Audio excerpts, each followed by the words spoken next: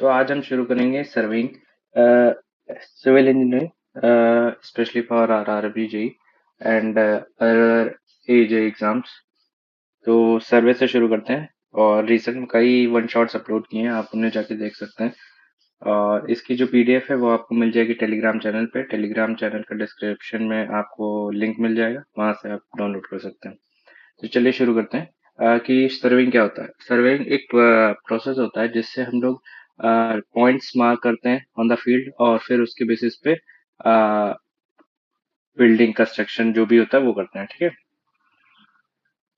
एक बेसिक सा क्वेश्चन कि अर्थ का जो शेप होता है, अगर बाई चांस पूछ लें और ना पता हो आपको, तो ऑब्लेट स्फेरॉइड होता है। ये आप याद रखेंगे। ठीक है, ऑब्लेट स्फेरॉइड। ठीक है।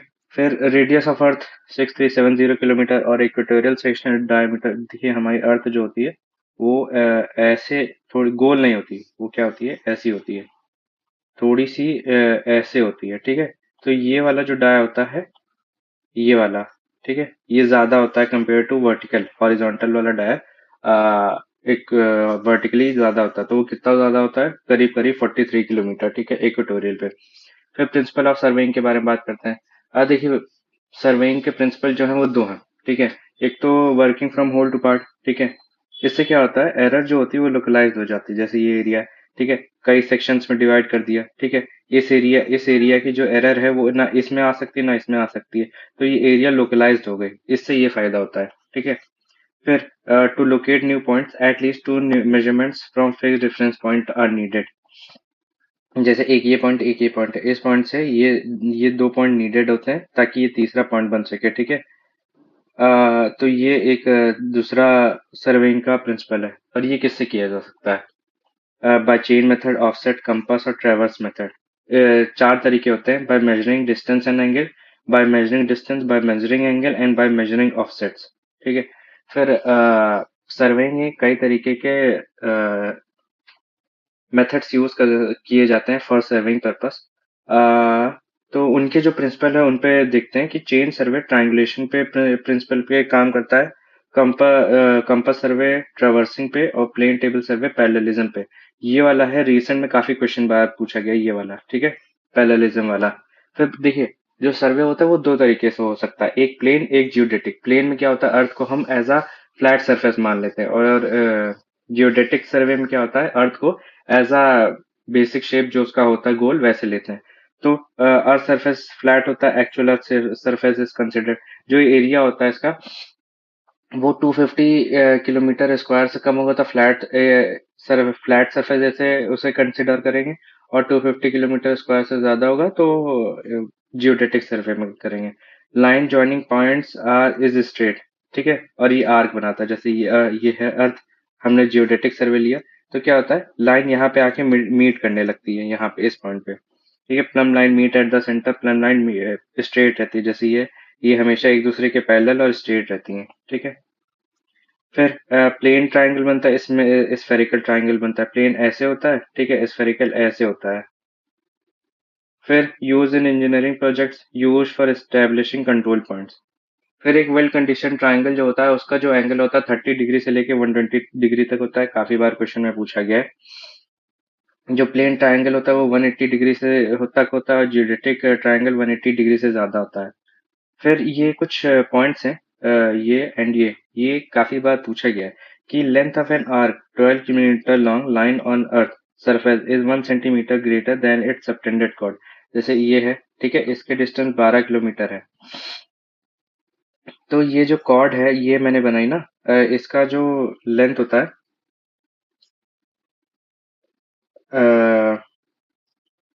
मतलब ये 12 किलोमीटर 1 सेंटीमीटर होता है, ये 12 किलोमीटर होता है। ठीक है, ये आप याद रखेंगे। तो 12 किलोमीटर के लिए 1 सेंटीमीटर, और 18 किलोमीटर के लिए 1.52 सेंटीमीटर होता है। फिर area of triangle 195 kilometre square के लिए सम ऑफ इंटीरियर एंगल जो होता है वो 1 सेकंड से ज्यादा मोर होता है इन जियोडेटिक सर्वे। फिर कई तरीके के सर्वे किए जाते हैं on the basis of location. तो कौन कौन से होते हैं और कहाँ यूज किए जाते हैं, जैसे टोपोग्राफिकल सर्वे होता है for lakes, hills, canals. Cadastral for fixing property line, इसे बाउंड्री, जैसे ये है बाउंड्री लाइन पे सर्वे करने के लिए कैडेस्ट्रियल सर्वे किया जाता है। फिर सिटी सर्वे होता है for layout of sewer pipelines, hydrographic survey for large water bodies, ठीक है। और फिर astronomical survey for heavenly bodies के लिए किया जाता है, जैसे प्लैनेट प्लैनेट्स हो गए ना। फिर इंजीनियरिंग सर्वे होता है, ये जैसे कोई प्रोजेक्ट बनाने के लिए, इंजीनियरिंग प्रोजेक्ट बनाने के लिए, जैसे ब्रिज हो गया, डक हो गया, ये सब के लिए यूज किया जाता है इंजीनियरिंग सर्वे। फिर टाइप ऑफ सर्वे जो होता है ऑन द बेसिस, मतलब कौन कौन से इंस्ट्रूमेंट यूज करते हैं किस चीज के लिए। हॉरिजॉन्टल डिस्टेंस मेजर किया जाता है चेन से, टेप से, थियोडोलाइट से, टेकोमीटर से। वर्टिकल डिस्टेंस मेजर किया जाता है टेकोमीटर से और लेवल से। और हॉरिजॉन्टल एंगल मेजर किया जाता है थियोडोलाइट से, कंपास से, और क्लिनोमीटर से, और टोटल स्टेशन से। एंड वर्टिकल एंगल थियोडोलाइट से और सिक्सटेंथ से और टोटल स्टेशन और एबनी लेवल से। और स्लोप डिस्टेंस टोटल स्टेशन। वैसे आगे चल के सब पे इंडिविजुअली पढ़ेंगे हम लोग, तो लेकिन अभी रफ रफ आइडिया पढ़ लीजिए क्योंकि पहला सेक्शन है ना। तो सब पे डिस्कस कर लिया कि हॉरिजॉन्टल डिस्टेंस मेजर किया जा सकता है टाइकोमेट्री, टेप और चेन से। और वर्टिकल डिस्टेंस जो मेजर किया जाता है टाइकोमेट्री और लेवल से। और हॉरिजॉन्टल एंगल मेजर किया जा सकता है थियोडोलाइट, कंपास और टोटल स्टेशन, क्लिनोमीटर से। और vertical angle ebony level, theodolite और सिक्सटेंट टोटल स्टेशन से। फिर स्टेप्स फॉर सर्वेइंग, देखिए सर्वे में 4 स्टेप्स होते हैं। याद रखिए MRPL, ठीक है। M से होता है मैप, मैप।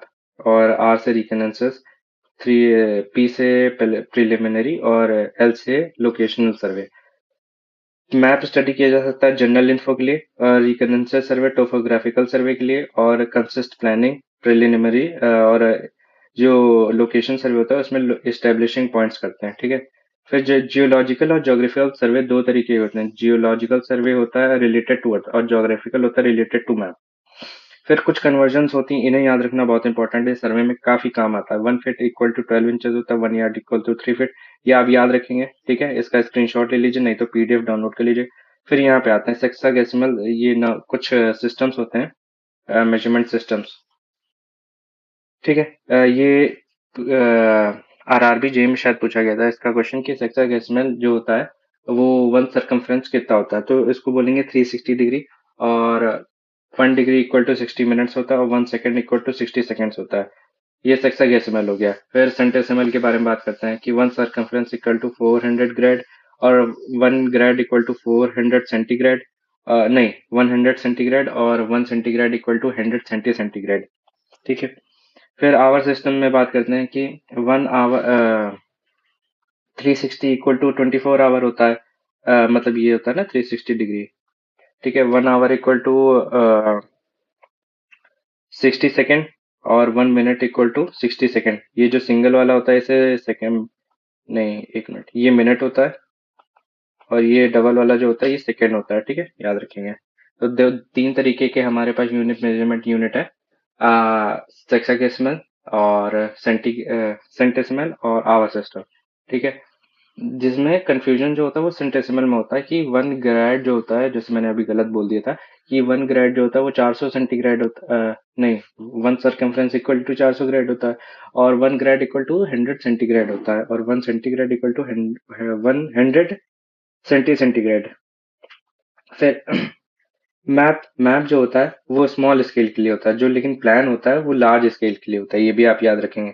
फिर जो मैप ऑफ स्केल होती है, देखिए उसका फॉर्मूला जो होता है map distance upon ground distance होता है, इसे रिप्रेजेंटेटिव फ्रैक्शन भी बोलते हैं, ठीक है। और इसमें क्या होता है, रिप्रेजेंटेटिव फ्रैक्शन में यूनिट जो होती है ऊपर और दोनों की सेम होती है। फिर कुछ स्केल्स के बारे में बात करते हैं कि जैसे स्मॉल स्केल जो होती है वो 1 सेंटीमीटर से लेकर 100 सेंटीमीटर और मोर तक जाती है, नहीं 100 मीटर तक। और मीडियम स्केल 1 सेंटीमीटर से लेकर 110 मीटर से 100 मीटर तक जाती है। और लार्ज स्केल जो होती है वो 1 सेंटीमीटर से 10 मीटर से कम जाती है। जैसे आप देख रहे होंगे जो नीचे वाला पार्ट है वो छोटा होता जाता है, जैसे जैसे छोटा होता जाता है वैसे वैसे स्केल बड़ी होती जाती है, क्योंकि डिटेल ऑफ इंफॉर्मेशन भी बढ़ जाती है ना। फिर आगे बात करते हैं कि स्केल ऑफ मैप पे, स्केल ऑफ मैप है कि जैसे देखिए हमारे पास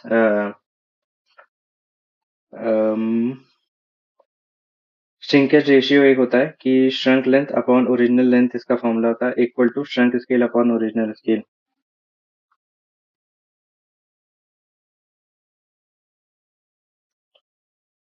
जो करेक्ट डिस्टेंस ऑन मैप होता है, distance measured on map upon shrinkage factor. ठीक है, ये एज इट इज फॉर्मूला याद रखिए, इस पे काफी क्वेश्चन आते हैं। ठीक है, क्योंकि छोटे छोटे क्वेश्चन होते हैं, एक एक मार्क्स में बनाया जा सकता है। Shrinkage ratio equal to shrunk length upon original length. ठीक है, equal to shrunk scale upon original scale होगी। फिर correct distance of map, distance measured on map upon shrinkage factor. फिर करेक्ट एरिया, एरिया में क्या होता है, इसका स्क्वायर कर देते हैं, बाकी सब सेम होता है। श्रिंकेज फैक्टर जो होता है वो लेस देन 1 होता है। फिर रिप्रेजेंटेटिव फ्रैक्शन, जो अगर स्क्वायर एरिया निकालना है तो map area upon ground area. फिर इंजीनियरिंग स्केल के बारे में बात करते हैं, इसमें जो यूनिट होती है वो सेम नहीं हो सकती। फिर map distance upon ground distances, formula देखिए सबको सेम है। देखिए ग्राफिक, देखिए ये जो होता है श्रिंकेज रेशियो ग्राफिकल स्केल में यूज किया जाता है।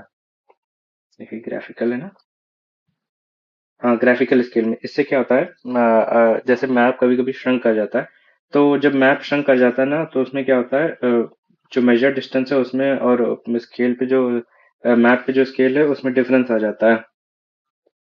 तो क्या था, डिफरेंस आ जाता है, तो उसको सही करने के लिए, डिफरेंस को मेंटेन रखने के लिए, मतलब सही आंसर आए, चाहे 10-15 साल बाद भी, श्रंक होने के बाद भी आंसर हमारा सही है, तो क्या होता है, एक श्रिंकेज रेशियो के हिसाब से डेवलप किया जाता है उस मैप को।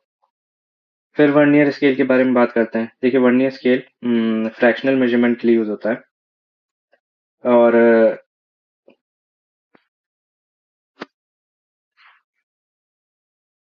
तो वर्नियर स्केल के बारे में बात करेंगे, फ्रैक्शनल मेजरमेंट के लिए यूज होता है। देखिए इसमें जो फॉर्मूला होता है, one least count equal, least count का फॉर्मूला होता है one division of main scale division और माइनस वन स्केल और one division of vernier scale. ठीक है, चार तरीके के वर्नियर्स होते हैं, डायरेक्ट, रेट्रोग्रेड, डबल और एक्सटेंडेड। ठीक है, डायरेक्ट वर्नियर सिंपल वर्नियर होता है, calibrated in same direction of main scale. जैसे ये मेन है, इसके ऊपर ये वर्नियर लगा है, दोनों एक ही तरफ कैलिब्रेट होते हैं, इधर तरफ। तो number of divisions of vernier scale निकालते हैं n-1 into main scale division. ठीक है, और लीस्ट काउंट निकलता है main scale division upon n। देखिए लीस्ट काउंट का फॉर्मूला सेम रहता है, main scale division upon n। फिर retrograde vernier scale move opposite to main scale, जैसे ये इधर मूव करता है और ये इधर मूव करता है। ठीक है, इसमें ये होता है। तो इसमें number of division of vernier scale equal to n+1, उसमें n-1 था ऑफ मेन स्केल डिवीजन। इसमें जो VSD होता है वर्नियर स्केल डिवीजन वो बड़ा होता है। फिर डबल वर्नियर, ये two scale added with zero at the centre और calibrated in both the direction. फिर एक्सटेंडेड वर्नियर होता है used when reading can not be read easily. इसमें क्या होता है, नंबर ऑफ डिविजन निकलते हैं vernier scale equal to 2n-1 of main scale division. Least count का फॉर्मूला सेम है। फिर तीन तरीके की स्केल होती है, plain scale, diagonal scale and vernier scale. Vernier scale के बारे में तो पढ़ ही लिया। प्लेन स्केल जो होती है वो 2 डायमेंशन मेजर करती है, यूनिट्स और tens. Diagonal scale 3 dimension measure करती है, यूनिट्स, टेंस और हंड्रेड। ठीक है, सिमिलैरिटी ऑफ ट्रायंगल पे इनका प्रिंसिपल होता है। फिर scale of chords measure set off, angle of set off, offset बोलते हैं, यहाँ ऑफसेट होगा, सेट ऑफ नहीं होगा। Extended vernier can also be employed with Abney level. फिर error due to wrong scale, representative fraction of wrong scale upon representative of correct scale into measured length, wrong वाली। ये इसका formula होता है correct into correct equal to wrong into wrong. ठीक है, ये formula याद रखिए, हर जगह यूज हो जाएगा। एरिया में क्या होगा, स्क्वायर कर देंगे इंटू मेजर्ड एरिया। फिर note, major points measure with high precision और minor points with lower precision, ये याद रखेंगे। अगर एरिया स्मॉल है तो जो डिटेल्स होंगी वो मोर होंगी और लार्ज स्केल यूज होगा, और एरिया अगर लार्ज है तो स्केल जो है वो स्मॉल होगी और डिटेल जो होगी लेस होगी। देखिए जितना नीचे ज्यादा होगा उतनी स्केल छोटी होगी, जितना स्केल कम होगा, नीचे नीचे डिजिट कम होगी, उतना स्केल बड़ी होगी। फिर लीनियर मेजरमेंट करते हैं। देखिए लीनियर मेजरमेंट करते हैं पेसिंग से, स्टेपिंग से, पासोमीटर, पेडोमीटर, ओडोमीटर से। जो पेसिंग होती है वो अराउंड एक स्टेप वाइज होती है। एक स्टेप करीब 80 सेंटीमीटर लेते हैं। ये रफ के ऐसे मेजरमेंट के लिए होती है। पासोमीटर स्टेप्स काउंटिंग, फिर पेडोमीटर भी। ओडोमीटर जो होता है गाड़ी में होता है ना, वो डिस्टेंस मेजर करता है। स्पीडोमीटर स्पीड मेजर करता है। फिर चेनिंग, चेनिंग जो हमारा सेगमेंट है जिसे हम पढ़ेंगे उसके बारे में, कि गैल्वेनाइज्ड माइल्ड स्टील वायर होता है। लेंथ जो होती है ईच लिंक की वो 20 सेंटीमीटर होती है। ठीक है। टैलीज प्रोवाइड किया जाता है at 1 metre for 5 metre and 10 metre chains, और at every 5 metre for 20 and 30 metre chains. फिर टाइप्स ऑफ चेन्स देखिए, एक होती है मेट्रिक चेन। फिर दो तरीके की होती है, एक 20 मीटर एक 30 मीटर। फिर engineering Gunter chain and revenue chain. Metric chain जो होता है वो 20 मीटर की होती है। नंबर ऑफ लिंक जो होते हैं वो इसमें 100 होते हैं। और जो number of length of one link होती है 20 सेंटीमीटर, जो कि बताया था। 30 मीटर की 150 लिंक और 20 सेंटीमीटर का एक लिंक। इंजीनियरिंग चेन 100 फीट की होती है। घंटा चेन 66 फीट की और रेवेन्यू चेन 33 फीट की। ठीक है। 100 लिंक्स होते हैं एक घंटा चेन में। इंजीनियरिंग चेन में 100 फीट, 1 फीट का एक लिंक और 100 लिंक होते हैं। फिर घंटा चेन जिसे सर्वेयर चेन भी कहते हैं, ये 66 फीट की होती है और 100 लिंक्स होते हैं, और one link equal to 66/100। Revenue chain 33 feet की होती है। लिंक जो होते हैं वो 16 होते हैं। Then one link equal to 62.87। ये कैसे आएगा? 33/16 करेंगे तो आ जाएगा। डिग्री ऑफ एक्यूरेसी, अगर टेप स्प्रिंग बैलेंस थर्मामीटर है तो 1 in 10,000 पे करते हैं measure. Scale tape plumb bob है तो 1 in 1,000, और टेस्ट चेन प्लम बॉब है 1 in 1,000। Chain in average condition 1 in 500, और रफ और हिली एरिया तो 1 in 250। ठीक है, याद रखेंगे। फिर 1 mile equal to 80 Gunter chain होती है, यहाँ 1 माइल होगा। 1 mile equal to 80 Gunter chain, और 10 Gunter chain equal to 1 foot long, और 1 एकड़ इक्वल टू 10 इंटू, मान चलिए 20 इंटू घंटा चेन होती है। 1 एकड़ equal to 20 into Gunter chain, और 1 mile equal to 80 foot long, 80 Gunter chain, और 1 घंटा चेन इक्वल टू, अरे कंफ्यूजन, रुकिए रुकिए, 1 mile equal to 80 Gunter chain, और 10 घंटा चेन 1 फुट लॉन्ग के बराबर होती है, और 1 एकड़ equal to 20 into Gunter chain होती है 43560 फीट के बराबर। फिर revenue chain for कैडेस्ट्रियल survey use होता है, और इंजीनियरिंग चेन यूज होता है फीट इन डेसिमल में मेजर करता है। ठीक है। रेवेन्यू चेन जिसे सर्वेयर चेन भी बोलते हैं, यहाँ पे जैसे लिखा था ना, नहीं अच्छा, सर्वे चेन तो घंटा चेन थी। रेवेन्यू चेन कैडेस्ट्रियल सर्वे में यूज होती है, ये आप याद रखेंगे, ये इंपॉर्टेंट पॉइंट है। और सर्वेयर चेन ही हमारी घंटा चेन होती है। फिर मैक्स टॉलरेंस, स्टैंडर्ड पुल जो होता है वो 8 किलो का होता है। टेम्परेचर 20 डिग्री रखा जाता है। 1 मीटर 5 लिंक होती है, ±2 mm पे होता है। तो 5 मीटर ±3, 10 मीटर ±3, 20 मीटर ±5, और 30 मीटर ±8। तो याद रखेंगे 23358। ठीक है।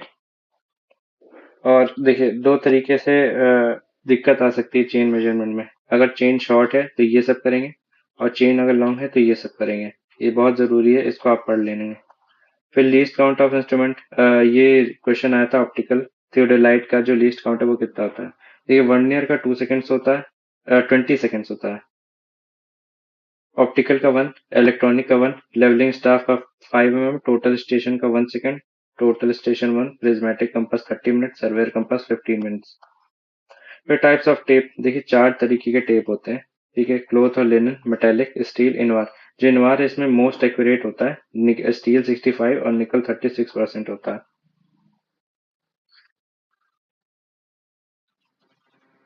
ठीक है। फिर कुछ क्वेश्चंस आए थे रिसेंट में एसएससी जी में। क्या हुआ था इसमें, ये पूछा गया था कि जब सर्वेयर सर्विंग करता है तो जो कौन से मूवमेंट होते हैं हैंड्स के, जो किस चीज को शो करता है। ठीक है। अगर लेफ्ट आर्म मूव है और मूव टू लेफ्ट है तो मूव द रॉड लेफ्ट, और राइट आर्म अप है और मूव टू राइट है तो मूव रॉड टू राइट।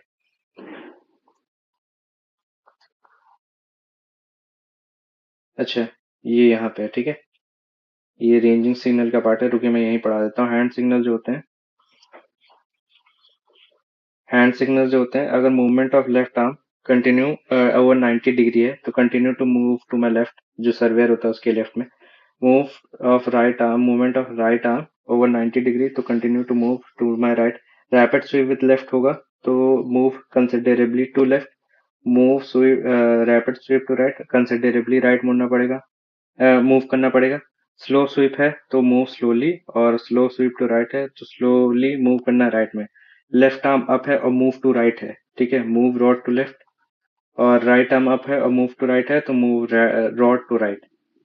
फिर कुछ लाइन्स है जैसे सर्वे करते हैं, ठीक है, जैसे एरिया, इसमें हम सर्वे करते हैं तो इसमें जो लॉन्गेस्ट लाइन होती है इसे बेस लाइन कहते हैं। ये जो है ना, longest survey line passing from the centre of the area, इसे बेस लाइन कहते हैं। चेक लाइन क्या होता है? ये प्रूफ लाइन होता है, to check the accuracy of the work. फिर टाई लाइन ऑक्सिलरी लाइन या सब्सिडरी लाइन होता है। ये क्या होता है? नियर बाय ऑब्जेक्ट की डिटेल कलेक्ट करने के लिए होता है टाई लाइन।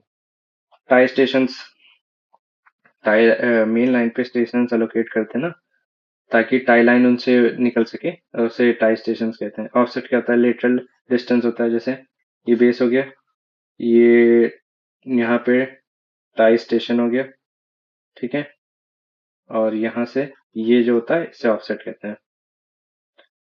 फिर chain survey instrument arrows use करते हैं, ठीक है। लेंथ होती है जो 400 mm की, प्लस माइनस 5 mm का टॉलरेंस होता है। डाया 4 mm का होता है। Often use for every chain length. Tacks होता है 25 x 25 x 150 to mark the service station and points. Offset rod होती है 3 मीटर की लेंथ होती है फॉर प्लॉटिंग ऑफसेट। फिर रेंजिंग किस लिए होता है? Locating intermediate points of the survey line. यहाँ पे जैसे इसे इसे जो कहते हैं, इसे रेंजिंग कहते हैं, लोकेटिंग इंटरमीडिएट पॉइंट्स। दो तरीके से होती है, एक डायरेक्ट एक इनडायरेक्ट। डायरेक्ट रेंजिंग होती है डन बाय आई और line ranger which station are intervisible. Indirect में क्या होता है? स्टेशन इनविजिबल होते हैं, लॉन्ग साइड पे होते हैं, अवेलेबल होते हैं। रेंजिंग रॉड जो होती है वो 2 से 3 मीटर की होती है। नंबर ऑफ बैंड 10 होते हैं, और 2 मीटर में, और 15 mm के होते हैं 3 मीटर में। इक्विप्ड विद फ्लैग्स होते हैं। Ranging rod use for very long ranging, 4 से 8 मीटर की रॉड होती है। फिर रेंजिंग रॉड जो रिक्वायर होती है वो फॉर डायरेक्ट रेंजिंग 3 होती है, इनडायरेक्ट रेंजिंग के लिए 4, also in reciprocal ranging, and जो सर्वे रिक्वायर होते हैं वो 2 होते हैं। फिर कई तरीके के ऑफसेट प्लॉट करने के वो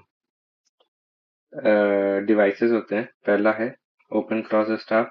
ये 90 डिग्री एंगल पे मेजर करता है, और ये डायग्राम इंपॉर्टेंट है, डायग्राम दिखा के भी पूछ लेते हैं।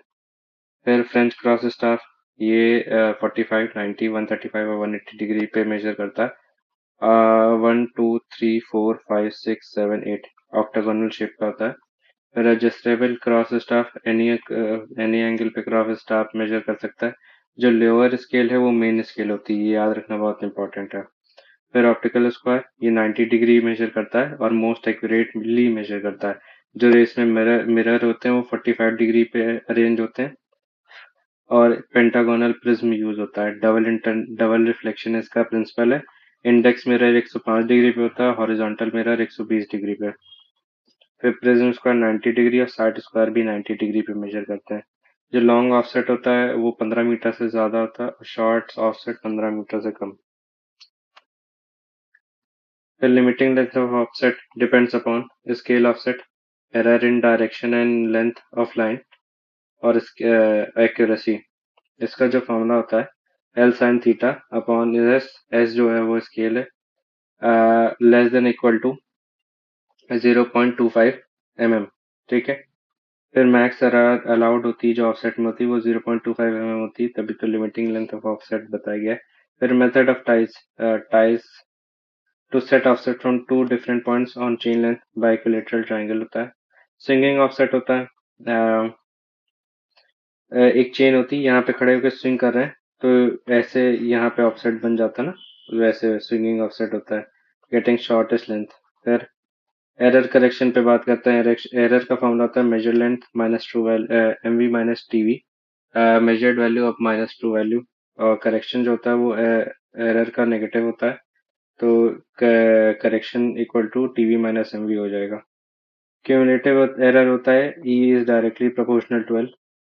एल जो है वो लेंथ ऑफ लाइन है, ये क्यूमुलेटिव हो गई। कंपनसेटिंग में क्या होता है? E is directly proportional to root of L.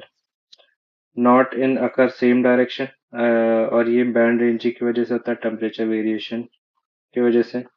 और ये incorrect marking of chain called random error, उसकी वजह से होता है। फिर टेप पे करेक्शन लगाए जाते हैं ड्यू टू एरर, जो भी एरर आती हो उनकी वजह से। स्टैंडर्डाइजेशन का एरर होता है, इसे कॉल्ड एब्सोल्यूट लेंथ भी कहते हैं, एरर ऑफ एब्सोल्यूट लेंथ या करेक्शन ऑफ एब्सोल्यूट लेंथ। ठीक है, इसमें नेगेटिव एरर होती है और पॉजिटिव एरर होती है, करेक्शन अपोजिट होता है इसका। ठीक है, फॉर्मूला मैंने बता ही दिया था, correct into correct equal to wrong into wrong. इसका न्यूमेरिकल आगे होगा तो करके बताएंगे हम आपको। टेम्परेचर नेगेटिव पॉजिटिव दोनों तरीके की एरर होती है। इसका जो फॉर्मूला होता है alpha T M minus T nought, और यहाँ पे शायद एल होता है, रुकिए मैं बताता हूँ। हाँ, ये एल होता है। ठीक, फिर पुल और टेंशन, ये भी नेगेटिव और पॉजिटिव एरर होती है। इसका formula P M minus P naught into L upon A. फिर सैग सिर्फ नेगेटिव होता है एरर। स्लोप का जो एरर होता है पॉजिटिव होता है, पॉजिटिव होता है, पॉजिटिव होता है, सिर्फ एक है सैग, इसका एरर जो होता है वो नेगेटिव होता है। ठीक है, तो स्टैंडर्डाइजेशन, टेम्परेचर और पुल और टेंशन, 8 किलो का जो पुल था वहां पे पड़ा था, ये सब पॉजिटिव नेगेटिव होते हैं। ठीक है, सैग का जो होता है वो पॉजिटिव एरर नेगेटिव एरर होता है। बाकी स्लोप का, रॉन्ग अलाइनमेंट का, इन सब का पॉजिटिव एरर होता है। ठीक है, ये minus L H upon R होगा इसका फॉर्मूला। इसका फॉर्मूला कुछ नहीं होता है, इसका एच स्क्वायर बटे 2 एल होता है, और ये कॉस थीटा 1 और ये एस होता है। ठीक है, ये फॉर्मूलाज याद रखना इंपॉर्टेंट है। ये क्यूब होगा, ठीक है, और ये जो होता है ये पी स्क्वायर होगा। ये फॉर्मूलाज याद रखना बहुत इंपॉर्टेंट है, इस पे सीधे क्वेश्चन आ जाते हैं। डब्ल्यू स्क्वायर एल क्यूब बटे 24 पी स्क्वायर, या फिर W square L upon 24 P square. ठीक है, फिर error due to bad ranging cumulative positive होता है। Error due to variation in pull compensating होता है, पॉजिटिव या negative. Tape not straight tight cumulative positive. फिर ये फॉर्मूला जो मैंने अभी तक 3 बार बता चुका हूँ। और साइज ऑफ फील्ड बुक जो होती है वो 20 × 12 सेंटीमीटर होती है, काफी बार पूछा गया, याद रखना इंपॉर्टेंट है। साइज ऑफ फील्ड बुक 12 × 20 या 20 × 12। ठीक है, फिर linear measurement on a smooth ground, direction जो डायरेक्ट मेथड यूज होता है, number of arrows into chain length करेंगे। फिर on sloping ground down the hill preferred, याद रखना बहुत इंपॉर्टेंट है, रिसेंट में क्वेश्चन में पूछा गया था। Plumb bob use to lower down the value by direct method. फिर यूनिफॉर्म स्लोप, इस पे हाइपोटेनस का फॉर्मूला लगाएंगे, कॉस थीटा वाला। फिर hypotenuse allowance minus L 1 - cos theta, या एल कॉस थीटा -1, यहाँ पे यूज हुआ था ना, एल कॉस थीटा -1 स्लोप का ही होता है। और इसका जो एरर नेगेटिव होता है और करेक्शन पॉजिटिव होता है। एल कॉस थीटा -1 से याद रखेंगे, एल कॉस थीटा -1, हाँ ठीक है। Hypotenuse allowance L sec theta, आप ये याद रखिए, एल कॉस थीटा -1, ये सबसे ज्यादा इंपॉर्टेंट है। ठीक है, फिर एरिया बता ही दिया था, वॉल्यूम का क्यूब से इंटू कर देंगे सेम। बट आपको यहाँ पे ये इंपॉर्टेंट याद रखना कि ये एंड ये volume, correct volume equal to wrong volume 1 + 3 E E, जो ई है वो हमारा एरर है। ठीक है, और एरिया में होता है 1 + 2a into wrong area equal to correct area. फिर normal tension pull applied to a tape to equalise error due to pull और सैग। फिर कंपास सर्वे पे आ जाते हैं हम लोग। कंपास सर्वे देखिए, दो तरीके के कंपास होते हैं, एक प्रिज्मेटिक एक surveyor. Prismatic needle broad type होती है, और इसकी एज बार टाइप होती है। Needle not act as index, इसमें निडल इंडेक्स की तरह एक्ट करती है। फिर graduated ring attached with needle and does not rotate with line of sight, graduated ring attached to a box and rotates along the line of sight, ये WCB system follow करता है। ये QCB system, WCB होता है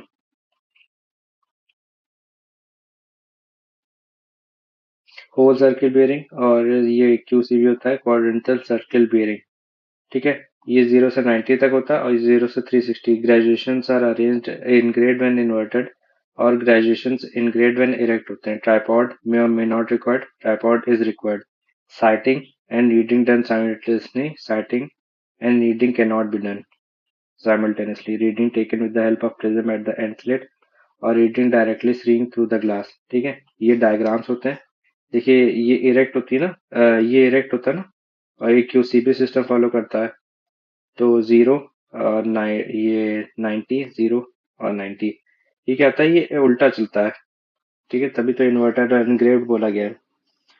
तो यहाँ से शुरू होता है ये 90, और ये ऐसे देन ऐसे। ठीक है, फिर WCB सिस्टम 0 से 360 जाता है, क्लॉकवाइज मूवमेंट होता है। QCB क्लॉकवाइज एंटी क्लॉकवाइज दोनों तरफ चलता है।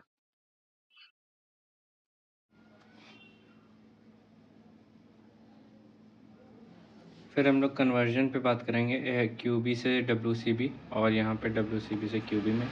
तो कैसे होता है कि जैसे QB में देखिए रिप्रेजेंटेशन ऐसे होता है, north angle and then east, south angle then east. ये first second third fourth quadrant में होता है। पहले क्वाड्रेंट में WCB से QB सिस्टम में ही होता है, और एंगल जो होता है 0 से 90 डिग्री में होता है। फिर ये 180 minus QB and 180 plus QB, 360 minus QB। Angle सबका ये लिखा है। और फिर QB से WCB से QB में जाएंगे, तो इसका भी कन्वर्जन होता है 0 से 90। पहली बात तो क्या QB इक्वल टू WC, ये 180 माइनस WC, ये WCB minus 180 and 360 minus WCB। ये एंगल रिप्रेजेंटेशन देखिए, इसका प्रैक्टिकल एग्जांपल करना पड़ेगा तभी आप समझ पाएंगे। जैसे एग्जांपल मैं बता देता हूँ, यहाँ पे यहाँ पे नहीं, तो जैसे यहाँ पे है। ठीक है, ये WCB में दिया है, ये दिया है 120 डिग्री, तो इसे हमें QB में चेंज करना है। तो QB में चेंज करने के लिए क्या होगा, नॉर्थ और साउथ। अगर ऊपर वाले सेक्शन में, इस वाले सेक्शन में, तो नॉर्थ से कैलकुलेट करेंगे, और नीचे वाले सेक्शन में तो साउथ से। तो साउथ से हमें ये कैलकुलेट करना है, ये कितना है।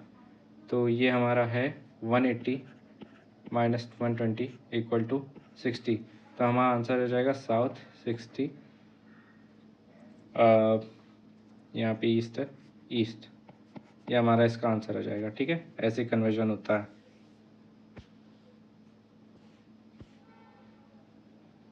फिर रिलेशन पे आते हैं, FB और BB पे। FB जो होता है वो हमारा फोर बेयरिंग होता है, फोर बेयरिंग।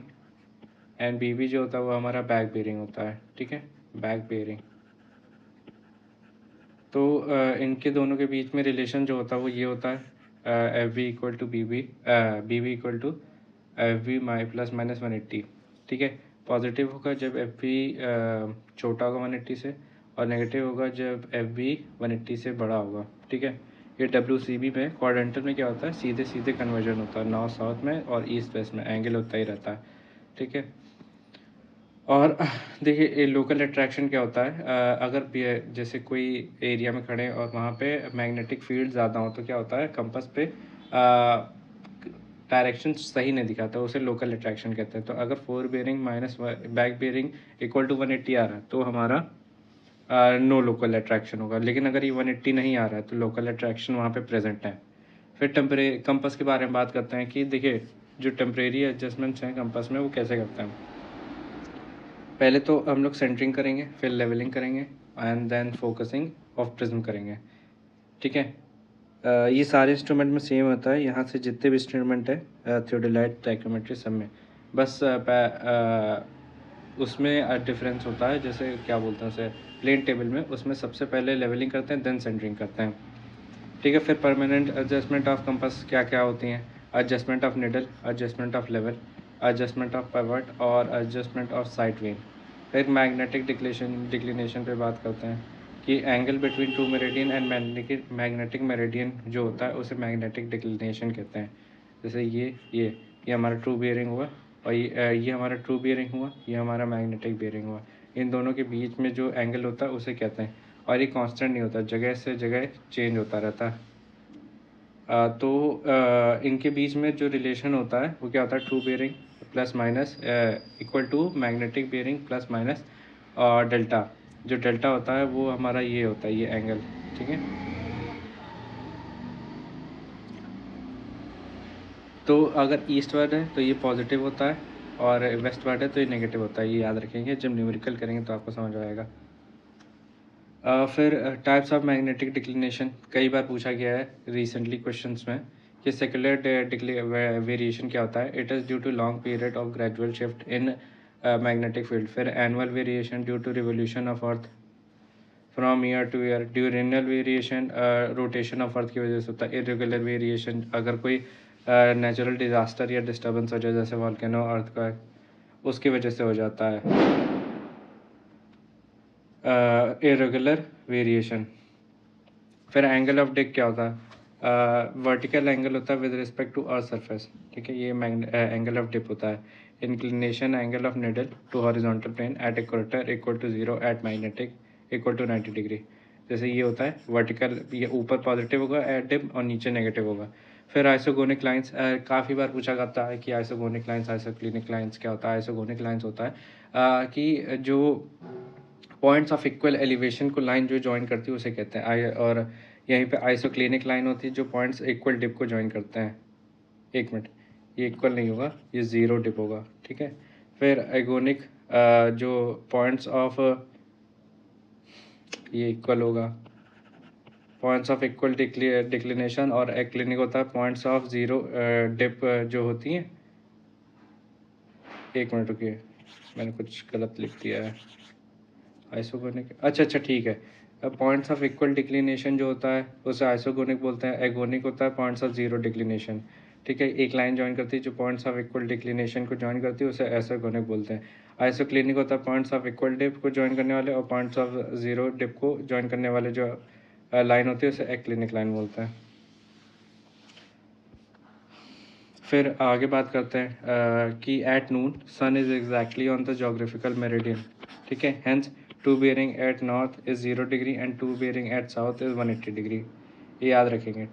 जो नून में जो सन होता है वो जोग्राफिकल मेरिडियन पे प्रेजेंट होता है, तो उस time true bearing at north is 0 degree and true bearing at south is 180 degree. फिर ट्रेवर्सिंग के बारे में डिस्कस करते हैं। ट्रेवर्सिंग क्या होता है? Traversing is in which number of connected survey line form a formwork, and direction and length of survey lines are measured with the help of an angle measuring instrument and tape. तो traversing आप समझ गए होंगे कि क्या होता है। एक कनेक्टेड लाइंस का एक फॉर्मवर्क होता है, उसमें डायरेक्शन और लेंथ मेजर करते हैं, और with the helps of instrument and tapes, ठीक है। इससे क्या होता है, एक फॉर्मवर्क डेवलप हो जाता है। इससे टाई लाइंस, वीएस लाइंस बना सकते हैं। दो तरीके के ट्रैवर्स होते हैं, एक क्लोज ट्रैवर्स, एक ओपन ट्रैवर्स।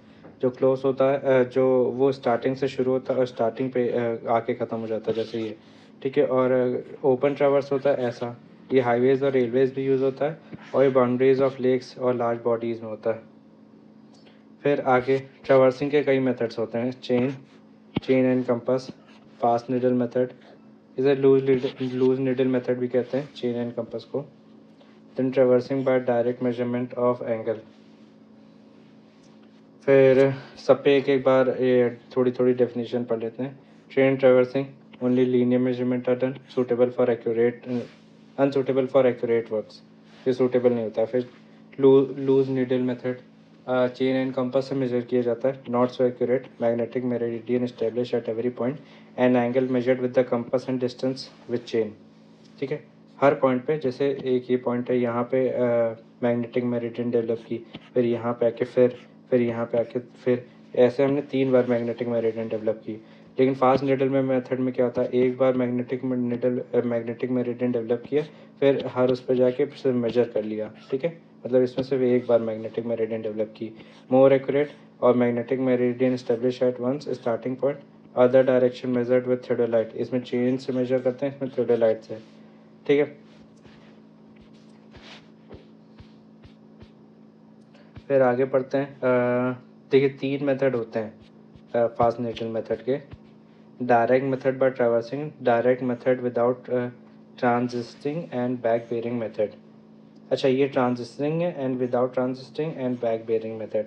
फिर traversing by direct measurement angle most accurate होता है, पहली बात, done by two methods, included angle and deflection angle. फिर traverse by included angle, sum of interior angle 2n-4 × 90 और एक्सटीरियर एंगल होगा 2n+4 × 90। आगे बढ़ते हैं कि ट्रैवर्स बाय डिफ्लेक्शन, इसमें सम ऑफ डिफ्लेक्शन एंगल जो होता है वो 360 होता है। राइट से मेजर करेंगे तो पॉजिटिव होगा, लेफ्ट से मेजर करेंगे तो नेगेटिव होगा। ये कुछ पॉइंट्स है, ये आप याद रखिए, ये जब न्यूमेरिकल ये करेंगे तो ईजी पड़ेगा सॉल्व करना। फिर traverse by direct observation of back bearing, fast fore bearing of last line equal to +-180 measured from initial station. जो करेक्शन होता है उसका फॉर्मूला ये होता है AE/N, इसे याद रखेंगे। Traverse by direct observation of back bearing. फिर आगे पढ़ते हैं कि methods to plot traverse, angle and distance method, coordinate method. ठीक है, लेस एक्यूरेट होता है, unsuitable suitable for small works. ये कोऑर्डिनेट मेथड मोर प्रैक्टिकल होता है एंड एक्यूरेट होता है। दो मेथड होते हैं, एंगल एंड डिस्टेंस मेथड और कोऑर्डिनेट मेथड। इसके लिए जो मेथड यूज़ किया जाता है, protractor, tangent and tangent of angle method और by chord of angle method. फिर coordinate method of traversing, work on coordinatal bearing system. फिर लैटिट्यूड एंड डिपार्चर, एक इंपॉर्टेंट पॉइंट यहाँ से शुरू होता है जिससे न्यूमेरिकल और क्वेश्चन बनते हैं। ठीक है, ट्रैवर्स वाले चैप्टर में लैटिट्यूड देखिए ए कैसे होता है, कैसे होता है। ठीक है, ये लैटिट्यूड होती है हमारी और वाई एक्सेस, और ये डिपार्चर होती है एक्स एक्सेस पे। ये डिपार्चर D=L sin थीटा होता है और ये होता है लैटिट्यूड =L cos थीटा, इसे याद रखेंगे आप। ठीक है, coordinate length of parallel to meridian L cos theta, departure D=L sin theta होता है और D/L जो होता है वो tan थीटा होता है। फिर आगे पढ़ते हैं क्लोजर एरर। ठीक है, distance by which traverse fail to close, that is summation of latitude and departure is not equal to 0। देखिए और क्लोजर एरर कैसे निकलता है, इसका फॉर्मूला होता है E लैटिट्यूड का स्क्वायर प्लस डिपार्चर का स्क्वायर। और फिर ये फॉर्मूला होता है। फिर डिफ्लेक्शन ऑफ क्लोजर एरर, ठीक है, E/L, डिफ्लेक्शन जो होता है क्लोजर एरर का error of departure upon error of latitude से निकलता है। ठीक है, अगर जो ट्रैवर्स है एरर फ्री है तो लैटिट्यूड और डिपार्चर 0 बैठेंगे। ठीक है, फिर corrective error of closure E/P होता है। E जो होता है हमारा एरर होता है और P जो होता है हमारा पेरीमीटर होता है। इससे काफ़ी क्वेश्चन बनते हैं। ये करेक्टिव एरर ऑफ क्लोजर है। और करेक्शन एरर ऑफ ट्रैवर्सिंग, जैसे अगर कोई एरर है तो उसको बैलेंस आउट करते हैं, मतलब पूरे उस पर फैला देते हैं तो निगलेक्ट हो जाती है एरर। तो इसके 3-4 मेथड होते हैं। पहला है बाउडेज, ये तब यूज़ होता है व्हेन जब लीनियर मेजरमेंट मोर एक्यूरेट हो एंगुलर मेजरमेंट से, और can be applied to departure and latitude both. ये मैंने बता दिया, angular and with the same precision. एक मिनट यहाँ पे, अच्छा ये नहीं, इसमें angle and distance method, distance are measured with same precision. ठीक है, used in close traverse also called compass rule, इसे कंपास रूल बोलते हैं। ठीक है, linear measurement E is directly proportional to root of L, और जब एंगुलर होता है तो E is directly proportional to 1/√L।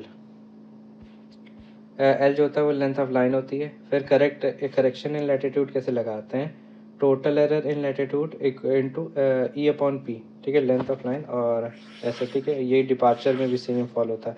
फिर transit rule use where angular measurement are more precise than linear measurement. Correction applied total error of latitude और departure into numerical value of latitude और sum of latitude. ये perimeter हो गया हमारा और ये error हो गया। ठीक है, ये सब लैटिट्यूड में लगता है। और फिर graphical method for rough survey, boundary rule का ग्राफिकल मेथड होता है। एक्सेस मेथड क्या होता है, correction when correction applied to length only, और करेक्शन लगाया जाता है length into half of error upon length of axis. फिर आगे पढ़ते हैं इंटरनल एंगल का कॉन्सेप्ट, कैन बी इधर इंटरनल एंगल और एक्सटर्नल। मूवमेंट क्लॉकवाइज होगा तो एक्सटर्नल होगा और एंटी क्लॉकवाइज होगा तो इंटरनल होगा। ठीक है। इंक्लूडेड एंगल का फॉर्मूला होता है back before bearing of next line एक minus back bearing of previous line. इस पर न्यूमेरिकल आते हैं। तो इसे पढ़ना, इसे आगे पढ़ेंगे जब न्यूमेरिकल्स के सॉल्व करेंगे, ठीक है। तो इंक्लूडेड एंगल नेगेटिव होता है तो ऐड 360 कर देते हैं, ये सब आपको यूज़ होगा, ठीक है। लेकिन आप याद रखिए कि अगर नेगेटिव आता है इंक्लूडेड एंगल तो 360 प्लस कर देते हैं, और इंक्लूडेड एंगल पॉजिटिव है तो सब्ट्रैक्ट कर देते हैं 360 से। फिर ट्रैवर्सिंग और चेन में क्या डिफरेंस होता है? देखिए, ये लाइंस फॉर्मिंग पॉलीगन होता है, ये ट्रायंगल बनाता है, ठीक है। Use for large areas, use for small areas, और use when land is not flat और use when land is flat. नहीं तो प्रिसाइज नहीं रहेगा अगर चेन सर्वे अनड्यूलेटेड एरिया में करेंगे। आगे थियोडोलाइट हमारा, थियोडोलाइट हम कल से पढ़ेंगे, आज के लिए तय रखते हैं। बाकी PDF आपको मैंने बता ही दिया था कहाँ मिलेगी, और लाइक शेयर सब्सक्राइब कीजिएगा। आज के लिए तय रखते हैं, थैंक यू। आज हम पढ़ेंगे थियोडोलाइट। ये सर्विंग का लेक्चर 2 है। तो थियोडोलाइट से शुरू करते हैं। It measures horizontal and vertical angle. पहली बात तो किस लिए होता है? हॉरिजॉन्टल और वर्टिकल एंगल के लिए। इसे और भी कई चीजें मेजर कर सकते हैं, जैसे डिस्टेंस मेजर कर सकते हैं, ठीक है, बियरिंग मेजर कर सकते हैं, ये सब और ये सब मेजर कर सकते हैं। दो तरीके से होता है थियोडोलाइट का जो मतलब जो थियोडोलाइट होते हैं वो दो तरीके के होते हैं, प्राइमरी एक सेकेंडरी। जो प्राइमरी होते हैं वो ट्रांजिट और नॉन ट्रांजिट पे बेस्ड होते हैं, और जो सेकेंडरी होते हैं vernier, micrometer and modern theodolite, जिसका जो ऑप्टिकल और इलेक्ट्रॉनिक इनका जो लीस्ट काउंट होता है वो 1 सेकेंड होता है, ठीक है, और वर्नियर का 20 सेकेंड्स होता है, याद रखेंगे। फिर ट्रांजिट थियोडोलाइट वो होते हैं जो 180 डिग्री से रोटेट कर जाते हैं, जिनका जो टेलीस्कोप है 180 डिग्री से रोटेट कर जाता है। नॉन ट्रांजिट नहीं रोटेट करते हैं। फिर कुछ अब पार्ट्स पे बात करते हैं। देखिए, हॉरिजॉन्टल सर्कल होता है, एक ये होता है ऐसे, ठीक है, एक ये ऐसे यहाँ पे होता है। तो हॉरिजॉन्टल हॉरिजॉन्टल एंगल मेजर करने के लिए, और वर्टिकल सर्कल वर्टिकल एंगल, और फिर लोअर प्लेट से जो थियोडोलाइट है उसका साइज मेजर किया जाता है। मतलब अगर साइज के बेसिस पे डिफाइन किया जाए थियोडोलाइट को, तो लोअर प्लेट के साइज से डिफाइन किया जाता है। ये करीब नहीं तो 8 से 12 सेंटीमीटर की डिस्क होती है। फिर पार्ट्स पे डिस्कस करते हैं। देखिए, 3 सेक्शन में पूरा थियोडोलाइट डिवाइडेड होता है, levelling assembly, horizontal circle assembly और एलिडेट असेंबली। ठीक है, एलिडेट असेंबली सबसे ऊपर होता है, ये सबसे बॉटम पे होता है, ठीक है। ये और प्रॉपर लेवलिंग ट्रेवेट, लेवलिंग स्क्रू और ट्राई बैच इसमें इंक्लूडेड होता है। हॉरिजॉन्टल सर्कल असेंबली में लोअर प्लेट होता है। अच्छा, एक मिनट, ये मिड में होता है, ये मिड में होता है, ये बॉटम में, एंड ये टॉप पे, ठीक है। तो ये लोअर प्लेट जो होता है मैंने अभी बताया था। फिर अपर प्लेट जो होता है वो वर्नियर प्लेट टाइप होती है, ठीक है। इसका ये मेजर कर सकता है, ये थोड़ा ज़्यादा फाइन मेजर कर सकता है। ये मिनट और सेकंड में मेजर करता है, जैसे यहाँ लिखा है, और ये डिग्री और मिनट में मेजर करता है। लीस्ट काउंट है 20 मिनट और इसका लीस्ट काउंट है 20 second. Attach to outer spindle. देखिए, बताता हूँ मैं। ये एक ये प्लेट है, एक ये प्लेट है, ठीक है। एक ये प्लेट है, एक ये प्लेट है। ये जो होती है ये आउटर स्पिंडल से अटैच होती है, और ये जो होती है ये इनर स्पिंडल से अटैच होती है, ठीक है। यही लिखा है, अटैच टू इनर स्पिंडल। और जो टेंजेंट स्क्रूज होते हैं वो फॉर माइनर मूवमेंट के लिए होता है, जैसे मूवमेंट कम हो ऐसे स्क्रूज जो होते हैं प्रोवाइडेड होते हैं। जैसे हमें फाइन मेजरमेंट करना है तो मूवमेंट कम होना चाहिए ना, तो उसके लिए टेंजेंट स्क्रूज प्रेजेंट होते हैं। फिर एलिडेड असेंबली, ये ए फ्रेम बेस्ड होता है, वर्टिकल सर्किल होता है, इसमें एल्टीट्यूड लेवल ट्यूब होता है। फिर स्विंगिंग क्या होता है? स्विंगिंग जो होता है वो हमारा प्रोसेस होता है of turning the telescope in horizontal plane about vertical axis. दो तरीके से होता है, swinging right and swinging left. मतलब राइट से लेफ्ट जा रहे हैं, ठीक है, तो स्विंगिंग लेफ्ट हो गया। और मतलब जिस डायरेक्शन में जा रहे हैं उसी तरफ होता है स्विंगिंग। तो क्या होता है, वर्टिकल हॉरिजॉन्टल प्लेन और वर्टिकल एक्सिस के थ्रू आउट मेजर टेलीस्कोप को घुमाने को कहते हैं स्विंगिंग। फिर फेस राइट, इसमें वर्टिकल सर्कल राइट तरफ होता है। फेस लेफ्ट, इसमें वर्टिकल सर्कल लेफ्ट साइड होता है।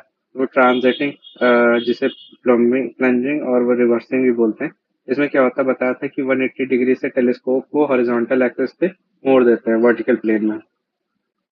रोटेट कर देते हैं। फिर टेलीस्कोप नॉर्मल क्या होता है, vertical circle is on the left side and bubble is up. जैसे वर्टिकल सर्किल इधर, ये वर्टिकल सर्किल है, ये लेफ्ट साइड है, और यहाँ पे जो ये टेलीस्कोप है उसका जो ये बबल है वो ऊपर तरफ है। ये हो गया टेलीस्कोप नॉर्मल। और टेलीस्कोप इन्वर्टेड क्या होता है, टेलीस्कोप इन्वर्टेड ऐसे होता है राइट साइड, एंड ये जो बबल होता है वो नीचे डाउन साइड होता है। फिर डबल साइटिंग, एक बार टेलीस्कोप नॉर्मल से मेजर करेंगे, एक बार टेलीस्कोप इन्वर्टेड से, ठीक है। दोनों तरफ से मेजर करने को डबल साइटिंग कहते हैं।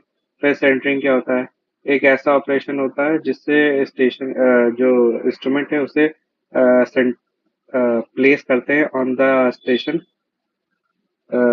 Centrally with the help of plum Bob, ठीक है। और अगर विंडी कंडीशन तो ऑप्टिकल प्लमेट, ये ज्यादा डिफाइंड परफेक्ट होता है। फिर लाइनिंग इन क्या होता है, establishing intermediate points between two intervisible points.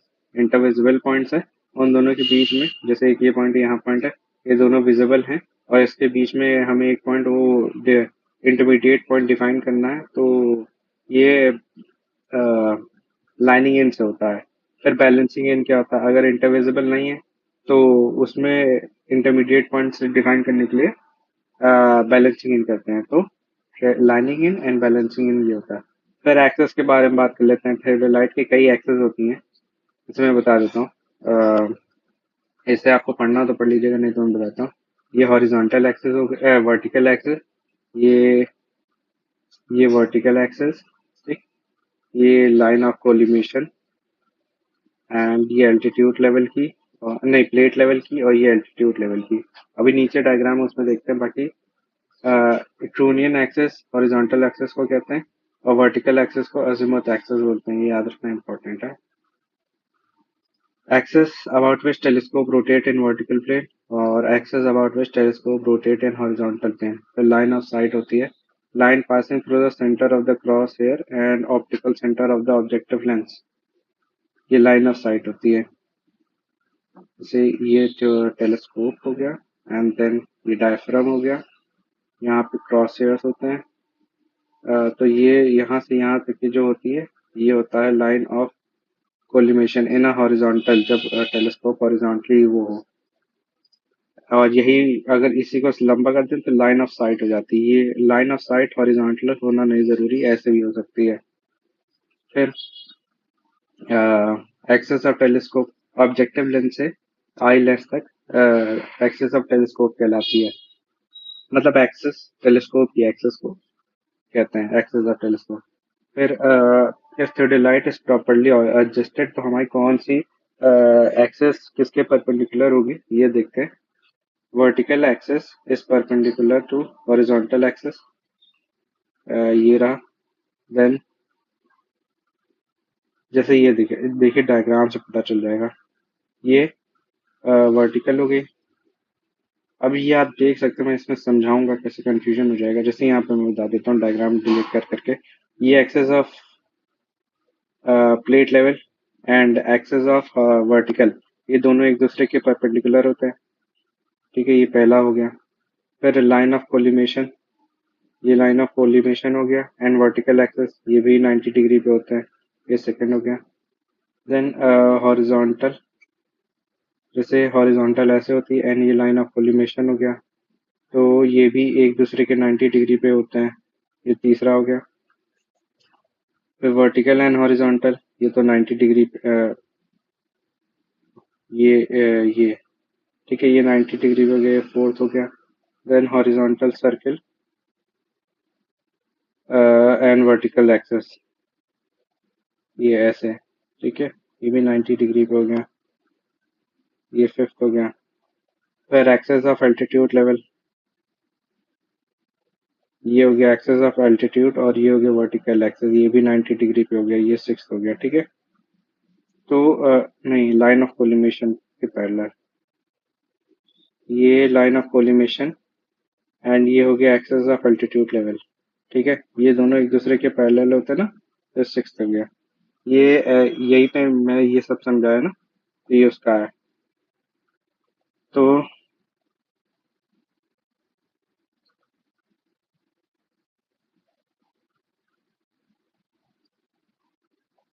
तो फिर आगे देखते हैं जैसे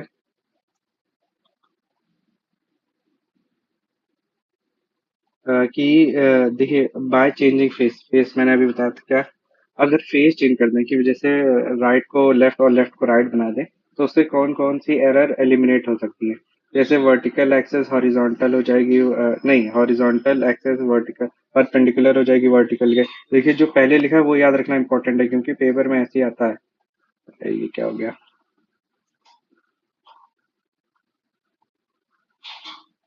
ठीक है, ये ऐसे ही आता है।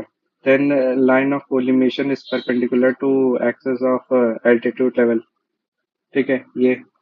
And then line of collimation is perpendicular to horizontal axis. ये फेस चेंज करने से ही एलिमिनेट हो सकते हैं तीन।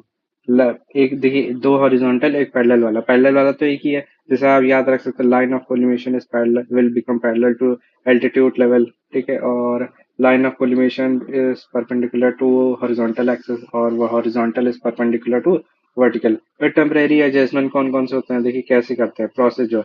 पहले सेंटरिंग करेंगे, देन लेवलिंग करेंगे और फिर एलिमिनेशन ऑफ पैरेलैक्स करते हैं। एक बहुत क्वेश्चन पूछा जाता है कि पैरेलैक्स में रिमूवल ऑफ पैरेलैक्स कैसे किया जाता है, by objective lens, by eyepiece और बाय बोथ और बाय और नन ऑफ दिस। तो इसमें जो है पैरेलैक्स रिमूव करने के लिए फोकसिंग करने के लिए क्या करते हैं, ऑब्जेक्टिव लेंस और आई पीस दोनों की हेल्प से करते हैं, ये याद रखेंगे। फिर कौन कौन से परमानेंट एडजस्टमेंट्स होते हैं। अ, देखिए प्लेट लेवल टेस्ट होता है, इसमें क्या होता है वर्टिकल एक्सेस को वर्टिकल करने के लिए होता है।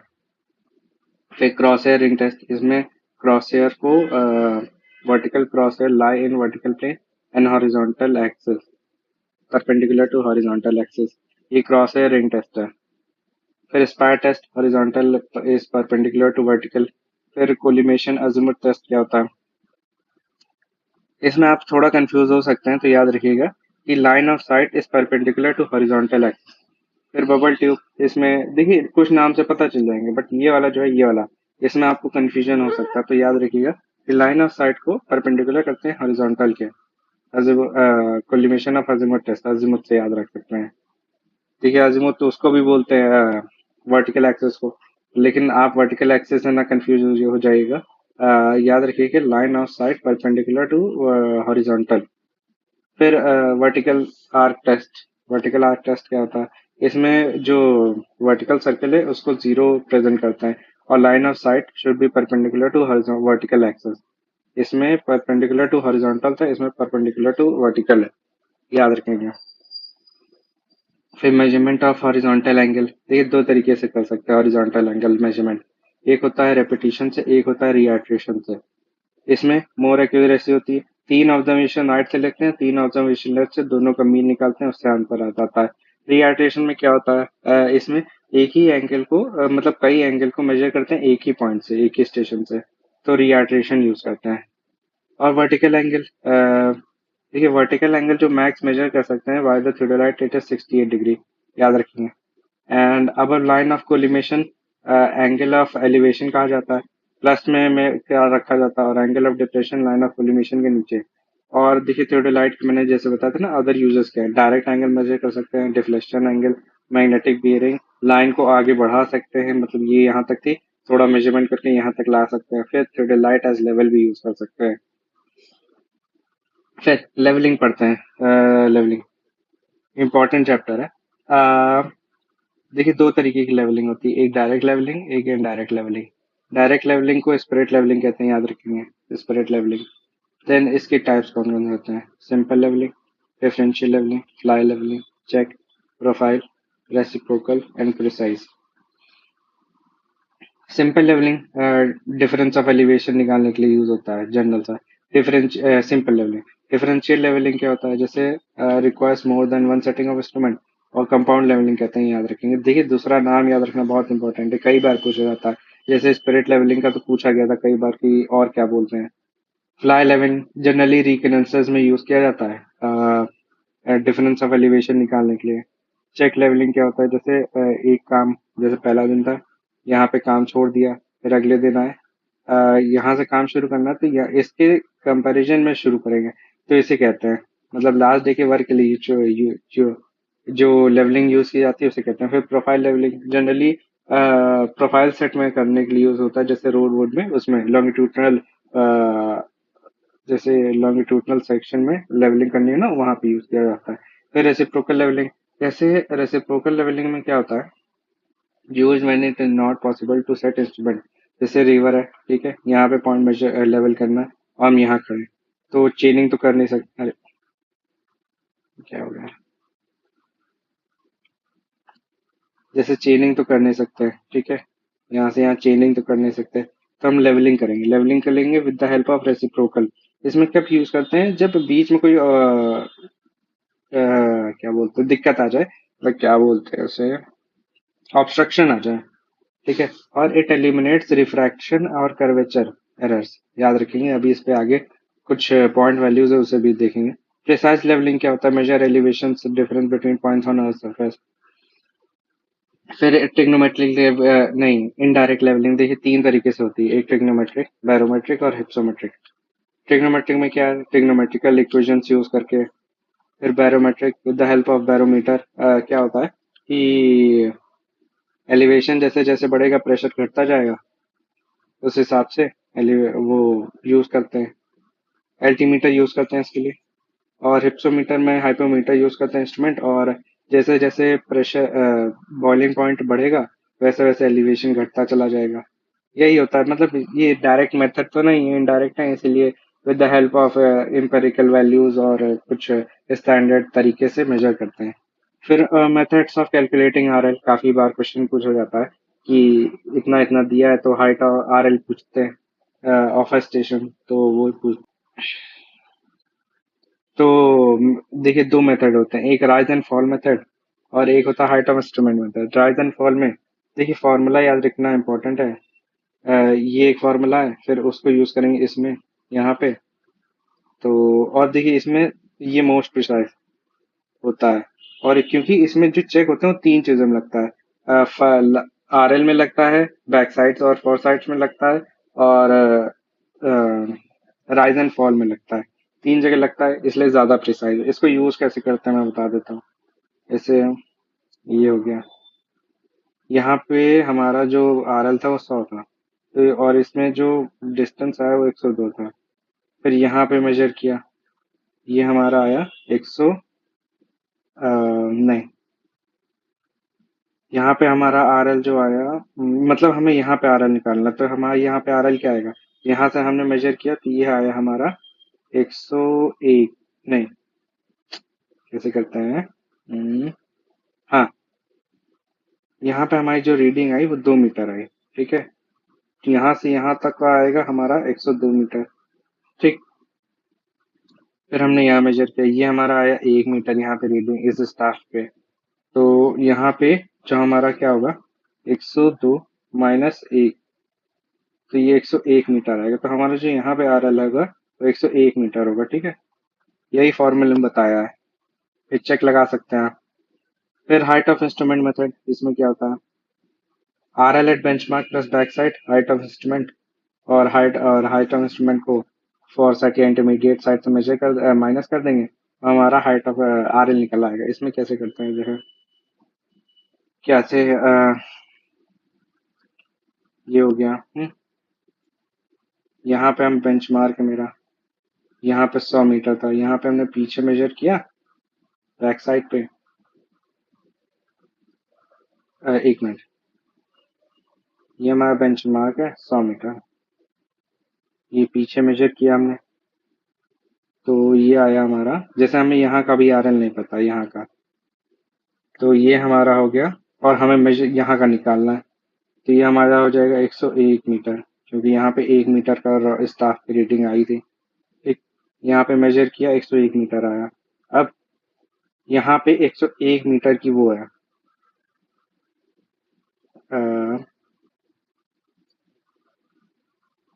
हाँ, यहाँ पे जो इंस्ट्रूमेंट है वो 101 मीटर पे रखा है, मैं मान के चल रहा हूँ।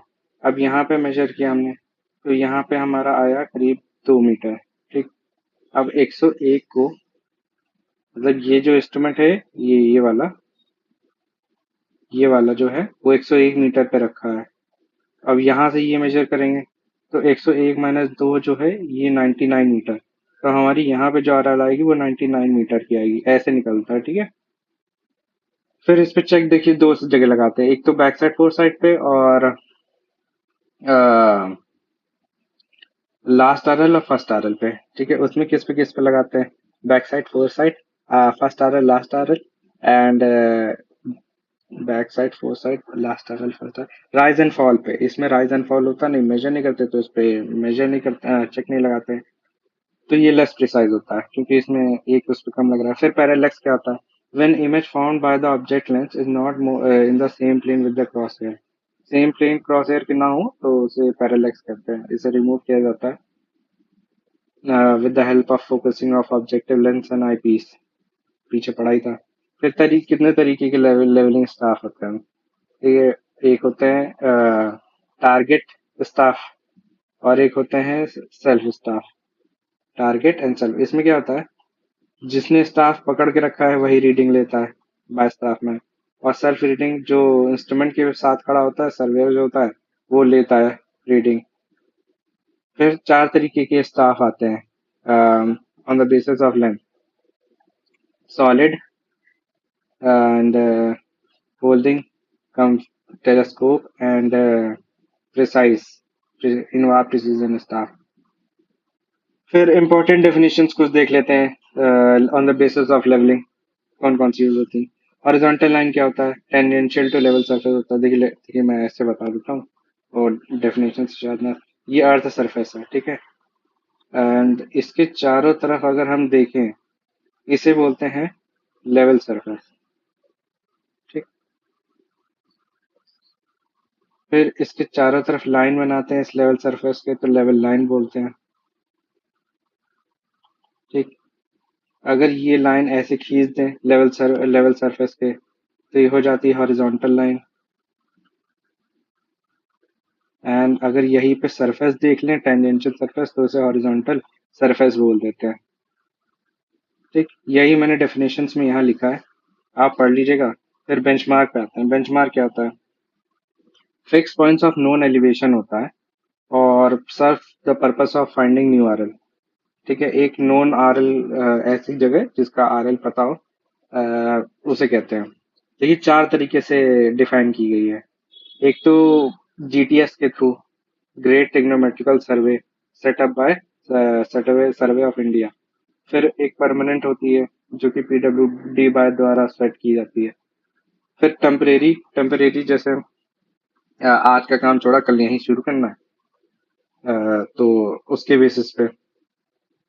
फिर आर्बिट्रेरी, जैसे ऐसे कोई इंपॉर्टेंट बिल्डिंग्स जो हमेशा रहेंगी वहां पे, तो उसके बेसिस पे लोकलाइज करके आर्बिट्रेरी बेंचमार्क बनाए जाते हैं, जैसे चर्च बिल्डिंग, कोई हाई राइज बिल्डिंग, क्योंकि तोड़ेंगे तो नहीं हाई राइज बिल्डिंग को। फिर रिड्यूस लेवल क्या होता है, reduce level height of any point with respect to the mean sea level और नोन आरएल। जैसे बेंचमार्क है, उसके बेसिस पे हाइट ऑफ एक किसी हाइट को मेजर करते हैं। जैसे यहाँ ये बेंचमार्क है 100 मीटर पे, हमें यहाँ की आरएल निकालनी हाइट, तो ये इससे कितना ऊपर है, 101 मीटर ऊपर है, तो ये आरएल हो जाता है हमारा। फिर टर्निंग पॉइंट क्या होता है, ऐसे पॉइंट जहाँ पे इंस्ट्रूमेंट चेंज कर दिया जाता है, मतलब उठा लिया जाता है ना, उसे कहते हैं turning point. Generally for side और बैक साइड पे करते हैं। फिर बैक साइड क्या होता है, एसएससी जे में क्वेश्चन पूछा गया था कि बैक साइड को और क्या कहते हैं, तो आप याद रखिएगा कि इसे प्लस साइड कहते हैं। देखिए कंफ्यूज ना जी होइएगा कि बैक साइड है तो पीछे साइड लेते हैं तो माइनस होगा, ये सब प्लस साइड कहते हैं, इसे याद रखिएगा, ठीक है। फर्स्ट रीडिंग होती है that is taken after setting, और फोर साइड क्या होता है, माइनस साइड होता है। क्रॉस हेयर्स, देखिए हैशटैग पॉइंट्स हैं, cross hairs are fitted in the front of telescope, इसे याद रखेंगे। And mean sea level set up by survey of India Mumbai में, considered for average of 19 years, इसे याद रखेंगे। जो बेंचमार्क है या मीन सी लेवल है, उसे सर्वे ऑफ इंडिया द्वारा सेटअप किया गया था इन मुंबई। फिर sensitivity of bubble tube check करते हैं कि कैसे निकलता है। देखिए इसकी जो फॉर्मूला है वो आप याद रखिएगा, 412 अपॉन आर, और ये सेकंड में होगा, ये सेंसिटिविटी का फॉर्मूला है, इसे आप याद रखिए। 412 अपॉन सेकंड अपॉन रेडियस, और सेकंड में आंसर आता है जो सेंसिटिविटी होती है। नहीं तो इसका फॉर्मूला ये याद रख सकते हैं आप, L/R इंटू 206265 सेकेंड। ये बाकी सब बेकार है, आप इसे याद रखिए। बाकी अगर स्केल पे निकालना तो S/N/L, लेंथ L जो है हमारी लेंथ है, S है जो हमारा स्केल है, N जो है number of division into 206265 seconds. नहीं, अच्छा, S जो है वो स्टाफ इंटरसेप्ट है, N जो डिविजन है और लेंथ है। और फिर फैक्टर्स अफेक्टिंग सेंसिटिविटी देखिए, टेम्परेचर बढ़ेगा सेंसिटिविटी घट जाएगी, विस्कोसिटी बढ़ेगी टेम्परेचर घट जाएगी, याद रखिए। बाकी सबसे इंक्रीज होती है, चाहे लेंथ बढ़े चाहे डायमीटर बढ़े, चाहे इंक्रीज होती है, रफनेस से डिक्रीज हो जाती है, एक और पॉइंट है। फिर आगे बढ़ते हैं, देखिए जैसे मैंने बताया था ना, करेक्शन जो लगाते हैं रेसिप्रोकल लेवलिंग के थ्रू इन रिफ्रैक्शन इन अर्थ के रिफ्रैक्शन एंड कर्वेचर की वजह से, तो उसका जो फॉर्मूला होता है देखिए, जो कर्वेचर है, कर्वेचर से नेगेटिव लगती है पहली बात तो करेक्शन। इसका फॉर्मूला होता है d² अपॉन 2r, जिसे आप याद ना रखें कोई जरूरत नहीं, माइनस, आप ये याद रखिए कि -0.0785 d² और किलोमीटर में आएगा, इसे याद रखिए। फिर रिफ्रैक्शन का -0.0112 d², मीटर, ये मीटर में आएगा। एक मिनट, ये भी मीटर में होगा। नहीं नहीं, आंसर मीटर में आता है, बट डी जो है वो हमें किलोमीटर में रखेंगे, ठीक है। आंसर हमारा मीटर में आएगा और डी हम किलोमीटर में रखेंगे। तो एक तो सी जो कर्वेचर होता है इक्वल टू 1/7 होता है और CR, इसे याद रखेंगे। और इन दोनों के कॉम्बिनेशन को जो फॉर्मूला आता है वो होता है -0.0672 d², मीटर में आंसर और डी किलोमीटर। फिर विजिबल हॉरिजन की वजह से जो डी निकलता है, डी मतलब जो length of reading height of instrument जो आता है, वो डी इक्वल टू 3.85 √h होता है। अगर दोनों तरफ से मेजर करेंगे तो प्लस कर देंगे D1 प्लस D2, जिसका फॉर्मूला होता है, देखिए आप बेसिक से याद रखिए, 3.85 √h। एच जो है वो हमारी ये हाइट होती है, एच जो है हमारी हाइट है, हाइट ऑफ इंस्ट्रूमेंट, और ये हमारा ये होता है, ठीक है, डी। तो 3.85 √h। फिर रेसिप्रोकल लेवलिंग आपको बता ही दिया था, एक तरीके की डायरेक्ट लेवलिंग होती है और eliminates error due to curvature of refraction and collimation. Curvature due to curvature and refraction. Difference देखिए कैसे निकलता है, इसका जो फॉर्मूला होता है, फॉर्मूला याद रखिएगा, A1 - B1 plus A2 - B2 upon 2, ठीक है। ये फॉर्मूला आप याद रखिएगा, लेवल डिफरेंस। इसका क्वेश्चन आया था रिसेंट में, मैं आपको दिखा दूंगा क्वेश्चन।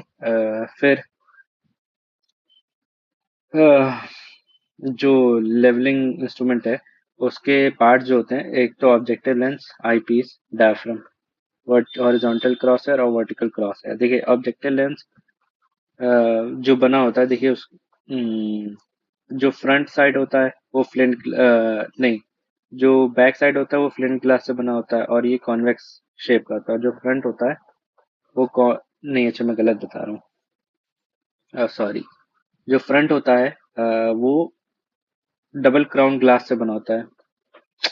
अरे सॉरी, फिर कंफ्यूजन हो रहा है। हाँ, ऑब्जेक्टिव लेंस, देखिए डिफेक्ट कॉल्ड एबरेशन। इसका जो डिफेक्ट होता है एबरेशन, एबरेशन क्या होता है अभी आगे चल के पढ़ते हैं। जो फ्रंट लेंस होता है ये डबल कॉन्वेक्स लेंस होता है, मेड ऑफ क्राउन ग्लास। पहली बात तो क्राउन ग्लास से बना होता है फ्रंट ग्लास, और डबल कॉन्वेक्स लेंस होता है। जो बैक ग्लास होता है वो कॉन्वेक्स लेंस होता है, और ये होता है फ्रंट ग्लास, ठीक है। बैक ग्लास फ्रंट ग्लास और फ्रंट ग्लास क्राउन ग्लास। फिर आईपीस के बारे में बात करते हैं। आईपीस रैम्सडन जनरली यूज किया जाता है, ह्यूजन भी यूज कर सकते हैं इसमें जो लेंस होता है। और ये जो होता है ये एक प्लेनो कॉन्वेक्स लेंस होता है ऑफ इक्वल फोक लेंथ। फिर डायफ्राम क्या होता है, ये देखिए पहली बात तो ईयर पीस के पास होता है और इसमें क्रॉस हेयर्स कंटेन होते हैं। फिर हॉरिजॉन्टल हेयर जो होता है वो हॉरिजॉन्टल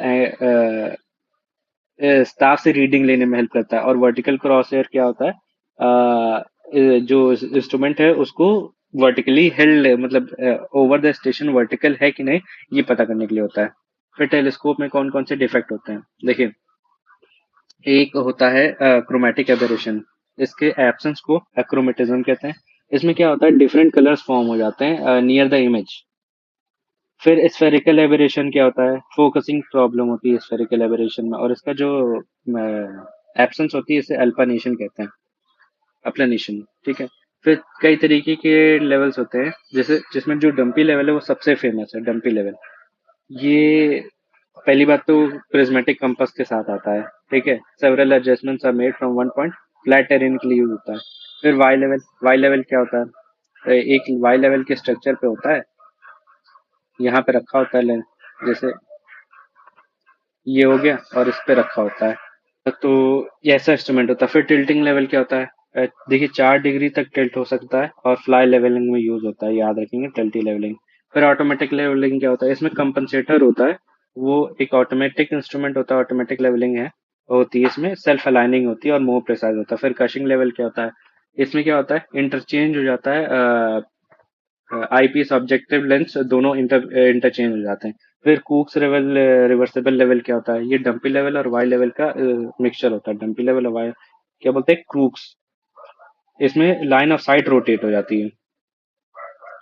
फिर टाइकोमेट्री पे आते हैं। टाइकोमेट्री क्या होता है, theodolite that can measure vertical and horizontal angle by angular means, contouring map and plans में यूज किया जाता है। Transit theodolite fitted with stadia diaphragm. Transit theodolite है, जिस ट्रांजिट थियोडोलाइट कौन सा होता है, जिसमें रोटेट कर सकते हैं 180 डिग्री के थ्रू टेलीस्कोप, उसमें स्टेडिया वायर्स लगा दो, तो स्टेडिया डायफ्राम, तो टाइकोमेट्री बन जाता है। इसका जो फॉर्मूला है वो डी इक्वल टू के एस प्लस सी होता है। Multiplying constant F upon I होता है, और additive constant F plus D होता है, और के इक्वल टू 100 होता है जब एनालिटिक लेंस लगाते हैं। ये क्या होता है, अभी बात करते हैं। देखिए सबका एक एक जो एफ क्या है, आई क्या है, ये ऐसे इससे देखेंगे। यहाँ पे हमने इंस्ट्रूमेंट रखा, यहाँ से मेजर किया, दो रीडिंग आई, इन दोनों के बीच के डिस्टेंस को एस कहते हैं, इसके बीच के डिस्टेंस को डी कहते हैं, एंड यहाँ से यहाँ तक के डिस्टेंस को डी कहते हैं, और ये जो एंगल है ये अल्फा है। ठीक है। और एस जो निकलता है वो S3 - S1 से निकलता है, और ये जो एंगल है इसे स्टेडी एंगल कहते हैं। और ये जो आई होता है, ये इसे इंटरसेप्ट बोलते हैं, याद रखेंगे। ये क्रॉस हेयर्स के जो होते हैं ना, उसमें कहते हैं। देखिए वर्टिकल और हॉरिजॉन्टल क्रॉस हेयर ऐसे हुआ, लेकिन स्टेडिया क्रॉस हेयर्स ये होते हैं मुझे। तो हाँ, आगे पढ़ते हैं। स्टेडिया रॉड क्या होती है, स्टेडिया वर्टिकल स्टाफ होता है, 5 से 15 हाइट मीटर की हाइट का।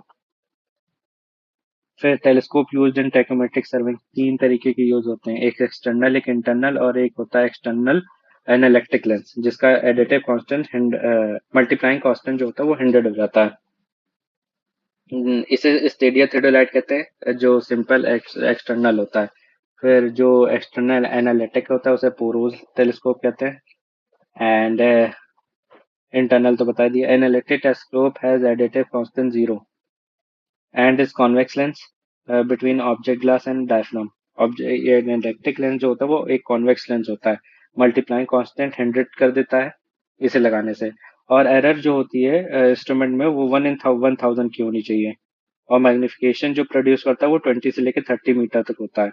फिर मेथड्स ऑफ टाइकोमेट्री, कितने तरीके से टाइकोमेट्री की जा सकती है, on the basis of Stadia, मतलब स्टेडिया वायर्स। देखिए एक होता है स्टेडिया मेथड, एक होता है टेंजेंशियल मेथड। जो स्टेडिया मेथड है वो फिक्स क्रॉस हेयर और सब्सटेंस मेथड कहते हैं, नहीं फिक्स्ड हेयर और स्टेडिया मेथड, और जो मूवेबल हेयर और सब्सटेंस मेथड इसे ये बोलते हैं। और टेंजेंशियल मेथड में क्या होता है, जब डायफ्राम में स्टेडिया हेयर्स ना हो। और इसे याद रखेंगे, देखिए स्टेडिया मेथड और सब्सटेंस मेथड, ये क्वेश्चन पूछा गया था कि मूवेबल हेयर मेथड को और क्या कहते हैं, तो सब्सटेंस मेथड याद रखेंगे आप। फिर एक फॉर्मूला होता है, ये वाला, बस ये वाला भी याद रखिए, बस और कुछ ना याद रखिए, कि लाइन ऑफ साइट जब इंक्लाइन हो और स्टाफ हेल्ड वर्टिकल हो, जैसे ये है ना ये, और स्टाफ वर्टिकल हेल्ड हो, तो ये फॉर्मूला जो है वो के कॉस स्क्वायर थीटा प्लस सी कॉस थीटा, इसे याद रखेंगे। ये डिस्टेंस का फॉर्मूला, के कॉस स्क्वायर थीटा प्लस सी कॉस थीटा, इसे याद रखेंगे। और एक ये दोनों फॉर्मूला सेम है, तो इसे याद रखिए, बाकी आप छोड़ सकते हैं। एक बार क्वेश्चन पूछा गया था एसएससी जी में शायद, उसमें आया था। फिर एरर्स इन स्टेडिया सर्विंग, देखिए एक इंस्ट्रूमेंटल एरर्स आ सकती हैं, एक error due to manipulating and sighting, जो साइटिंग में दिक्कत आती है। जैसे गलत मेजर कर लिया, इनएक्यूरेट रीडिंग हो गई उसके वजह से। फिर नेचुरल केसेस की वजह से आ सकती है, जैसे टेम्परेचर बढ़ गया तो कुछ चेंजेस आ गए उसके वजह से। फिर मूवेबल हेयर मेथड अगर यूज किया है तो उसमें क्या होता है, फॉर्मूला सेम है कि डी इक्वल टू के एस प्लस सी, बट के एस जो है उसमें अपॉन एम कर देते हैं। ये फॉर्मूला होता है। एम क्या होता है? ये होता है माइक्रोमीटर रीडिंग। ये इसका जो फॉर्मूला होता है I equal to M M P होता है एस, और K equal to F upon M P, और जो पी होता है वो पिच ऑफ स्क्रू होता है। अगर एरर भी दी है तो एम माइनस सी कर देते हैं। ये फॉर्मूला है। फिर सब्सटेंस थियोडोलाइट क्या होता है? टैकोमीटर विद स्टेडिया है मूव्ड बाय माइक्रोमीटर स्क्रू, इसे सब्सटेंस थियोडोलाइट कहते हैं। इसमें माइक्रोमीटर स्क्रू के थ्रू रीड मूवमेंट करते हैं ऑफ द स्टेडिया हेड और रीडिंग लेते हैं। फिर सब्सटेंस बार क्या होती है? हॉरिजॉन्टल डिस्टेंस मेजर करने के लिए यूज होता है ऑन द अंडुलेटेड एरिया। ठीक है। फिर कंटूरिंग में हम आते हैं। अब नया चैप्टर हो गया कंटूरिंग, बस हमारा खत्म होने वाला है कंटूरिंग।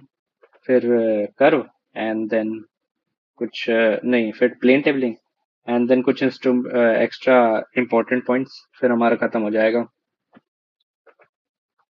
तो कंटूरिंग के बारे में पढ़ते हैं कि contour interval vertical distance between two contour lines होती है। जैसे क्या हो गया, जैसे ये कोई हिल है, ठीक है, ये और ये, ठीक। कंटूर इंटरवल इन दोनों के बीच में जो इंटरवल होता है ना उसे कहते हैं। फिर कंटूर लाइन क्या होता है? इमेजिनरी लाइन है joining the points of equal elevation. फिर horizontal equivalent, horizontal distance between two contour lines. Horizontal equivalent कैसे निकलता है? ये निकलता है horizontal equivalent contour interval upon gradient से। कंटूर इंटरवल कैसे निकलता है? 25 upon number of centimetre per kilometre. फिर कंटूर इंटरवल किस पे डिपेंड करता है? देखिए, स्केल ऑफ मैप पे इनवर्सली प्रोपोर्शनल है। कॉस्ट बढ़ेगी तो कंटूर इंटरवल कम हो जाएगा।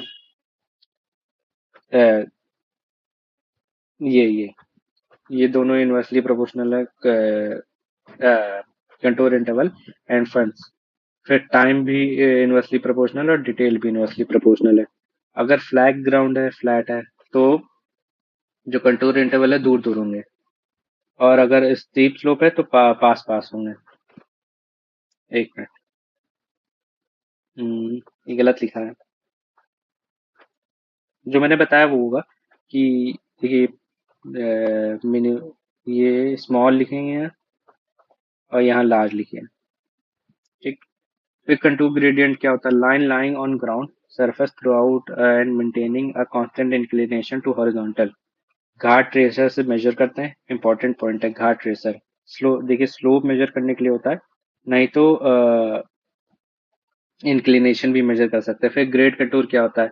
Line having equal gradient along slope, इसे ग्रेड कंटूर बोलते हैं। Line having equal gradient along slope. फिर कुछ प्रॉपर्टीज ऑफ कंटूर लाइन पे बात करते हैं कि contours are parallel to each other and distance between them are constant, called uniform slope.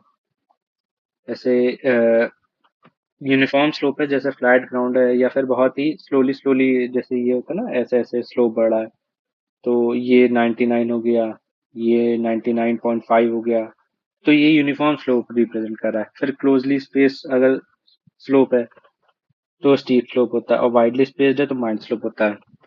तो two contours do not intersect and each other except in overhanging and cliff and cave. देखिए, कोई भी contour line एक दूसरे को cross नहीं कर सकती सिवाय ओवरहैंगिंग क्लिफ के। ओवरहैंगिंग क्लिफ में क्या होता है? एक ऐसे होता है और एक ऐसे होता है, ये दोनों एक दूसरे को इंटरसेक्ट करेंगे ना, तो ये ऐसे होता है। और vert contour lines do not unite except in vertical cliff. Vertical cliff कैसे होता है? जैसे ये क्लिफ है, ठीक है, तो ये ऐसे होता है, ऐसे। एंड कैसे होता था भूलिए, एक मिनट।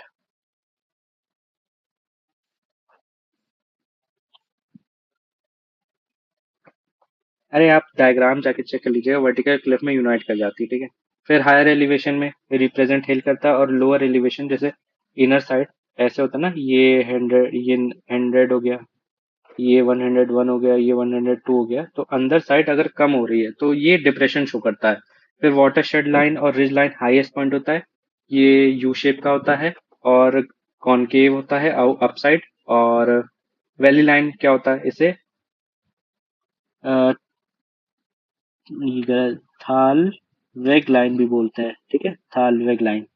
लोएस्ट पॉइंट होता है, वी शेप होता है और कॉन्वेक्स अपवर्ड होता है। फिर जीरो कंटूर लाइन, ये काफी एसएससी जी में काफी बार क्वेश्चन पूछा गया था। तो जीरो कंटूर लाइंस क्या होती हैं, ये कोस्ट लाइन को रिप्रेजेंट करता है। फिर direction of steepest slope is along the shortest contour distance, ये पॉइंट बहुत इंपॉर्टेंट है। Direction of steepest slope is along the shortest distance between contour. फिर सैडल क्या होता है, lowest point of the valley होता है बिटवीन टू पीक्स, जैसे एक पीक ये एक पीक ये, यहाँ पे जो लोएस्ट पॉइंट होता है उसे सैडल कहते हैं। फिर method of contouring, direct method, इसमें क्या होता है, contour to be plotted actually traced on ground. फिर इनडायरेक्ट मेथड होता है, इनडायरेक्ट में तीन तरीके के मेथड होते हैं, method of square, method of cross section और टैकोमेट्री मेथड। टैकोमेट्री मेथड जो होता है वो हिली एरिया में यूज किया जाता है, काफी बार क्वेश्चन पूछा गया है। फिर कंटूर मैप किस लिए यूज होता है, देखिए जैसे कहीं एक्सकेवेशन करना, उसका वॉल्यूम निकालने के लिए, वाटर स्टोरेज या वाटर रिजर्वायर का एरिया निकालने, वॉल्यूम निकालने के लिए वहां पे यूज करते हैं। फिर कर्व के बारे में पढ़ता हूँ। कर्व देखिए तीन तरीके के होते हैं, सिंपल, कंपाउंड और रिवर्स। सिंपल क्या होता है, दोनों का रेडियस सेम है और दोनों ऐसे एक ही तरफ आके मिल रहे हैं। कंपाउंड में क्या होता है, दो अलग अलग रेडियस पर डायरेक्शन सेम है, उसे कहते हैं कंपाउंड कर्व। फिर रिवर्स कर्व क्या होता है, रेडियस सेम या डिफरेंट हो सकता है और डायरेक्शन तो डिफरेंट है ही, उसे रिवर्स कर्व कह देते हैं। फिर डिग्री ऑफ कर्व, देखिए on the basis of chain distance जो मेजर किया जाता है 30 मीटर चेन से, जो डिग्री ऑफ कर्व रेडियस को डिग्री ऑफ कर्व में कन्वर्ट करने के लिए 1720 अपॉन डी होता है, डी जो है हमारा डिग्री है। और अगर 20 मीटर चेन है तो 1146 अपॉन डी होता है। देखिए कर्व में कुछ सिलेक्टेड फॉर्मूला, आप उसे पढ़ लीजिए। जैसे मिड ऑर्डिनेट का फॉर्मूला ये वाला, इसमें आर ब्रैकेट 1 - कॉस डेल्टा बटे 2, ठीक है। डेल्टा क्या है हमारा, ये डिफ्लेक्शन एंगल होता है, ये लिखा है, ठीक है। और इसे वर्साइन ऑफ कर्व भी बोलते हैं, मिड ऑर्डिनेट को वर्साइन ऑफ कर्व, याद रखेंगे। फिर apex distance R sec delta बटे 2 - 1। और लेंथ ऑफ लॉन्ग कॉर्ड, इसका फॉर्मूला होता है 2r साइन डेल्टा बटे 2। और length of curve pi R delta बटे 180। और टेंजेंट निकलता है आर टेन डेल्टा बटे 2। देखिए फॉर्मूलाज याद रखना बहुत इंपॉर्टेंट है। फिर ये कुछ डायग्राम, ये पॉइंट ऑफ टेंजेंसी होता है, ये पॉइंट ऑफ नहीं, ये पॉइंट ऑफ टेंजेंसी होता है, पॉइंट ऑफ कर्वेचर होता है। ये कर्व हमारा, ये बैक टेंजेंट है, ये फॉरवर्ड टेंजेंट है, ये इसे मिड ऑर्डिनेट कहते हैं, ये एम, ये लॉन्ग कॉर्ड हो गई हमारी, ठीक है। ये फॉर्मूला याद रख सकते हैं, यूज नहीं होता इतना बट देख लीजिए। देन प्लेन टेबलिंग पे आते हैं, आखिरी पार्ट है प्लेन टेबलिंग। देखिए प्लेन टेबल में किस लिए यूज होता है, देखिए इजी प्रोसेस होता है, टेम्परेचर से ज़्यादा फ्लक्चुएशन नहीं होती है, बट ट्रॉपिकल कंडीशन में यूज़ कर सकते हैं। वेट कंडीशन में जहाँ बारिश वारिश हो रही है वहाँ टेबल लेके पहुंच जाए, वहाँ नहीं यूज़ कर सकते। तो प्लेन टेबलिंग होती है। देखिए सेट ऑफ इंस्ट्रूमेंट्स इसमें बहुत सारे लगते हैं, ये इसका एक ड्रॉबैक है बस। बाकी प्लेन टेबल का जो साइज होता है वो 16:50, 17:60, 100:75 और 16:45 है, ठीक है। ये वाला हटा दीजिए, ये याद रखिए, ये वाला याद रखिए। जॉनसन टेबल का साइज जो होता है वो 17:65 होता है, 75:60 होता है, याद रखेंगे। बाकी आती तो कई कई तरीके की, बट 75:60 आप याद रखिए। फिर कौन कौन से इंस्ट्रूमेंट यूज होते हैं, प्लम बॉब यूज होता है फॉर सेंटरिंग, एलिडेड होता है for sighting, spirit level for levelling, trough compass for aligning magnetic meridian, terming for U shape structure होता है, ऐसा होता है चिमटे जैसा, रोटी पकड़ने वाला जो चिमटा होता है वैसा। वो क्या होता है, जो ग्राउंड पे पॉइंट है उसे ड्राइंग शीट पे लाने के लिए यूज होता है। प्लेन, देखिए एलिडेट दो तरीके के होते हैं, एक प्लेन एलिडेट और एक होता है telescopic alidade. Telescopic hilly areas में यूज किया जाता है और प्लेन नॉर्मल कंडीशंस में यूज किया जाता है, ठीक है। फिर टपरे जो एडजस्टमेंट करते हैं, देखिए बाकी इंस्ट्रूमेंट्स में थियोडोलाइट टैकोमेट्रिक इन सब इंस्ट्रूमेंट्स में सबसे पहले करते थे हम लोग नहीं, उसमें सबसे पहले करते थे सेंटरिंग देन लेवलिंग। लेकिन इसमें जो होता है पहले लेवलिंग करते हैं देन सेंटरिंग करते हैं, आप याद रखिएगा। सिर्फ एक ऐसा इंस्ट्रूमेंट है जिसमें लेवलिंग पहले करते हैं। ओरिएंटेशन क्या होता है? Putting plane table in some fix points direction so that line represent certain direction on the plan. जैसे टेबल को ऐसे ओरिएंट कर सकते हैं, या फिर ऐसे ओरिएंट कर सकते हैं, ऐसे ओरिएंट कर सकते हैं, ऐसे या ऐसे या ऐसे, ठीक है। तो ये ओरिएंटेशन होता है, मतलब ऑन द बेसिस ऑफ किधर मेजर करना है उधर ओरिएंटेशन करते हैं। फिर मेथड ऑफ ओरिएंटेशन देखिए, तीन तरीके से ओरिएंटेशन कर सकते हैं: ट्रफ कंपास से, बैक साइटिंग से, और रिसेक्शन से। रिसेक्शन सबसे प्रिसाइज पार्ट है, ठीक है। ट्रफ कंपास लेस एक्यूरेट है। रिसेक्शन भी तीन तरीके से कर सकते हैं। पहला है मैकेनिकल मेथड, जिसे ट्रेस पेपर मेथड बोलते हैं। फिर बेसल मेथड, जिसे ट्रायल एंड एरर, ट्रायल नहीं, ग्राफिकल मेथड बोलते हैं। फिर लीमैन मेथड होता है, जिसे ट्रायल एंड एरर मेथड बोलते हैं।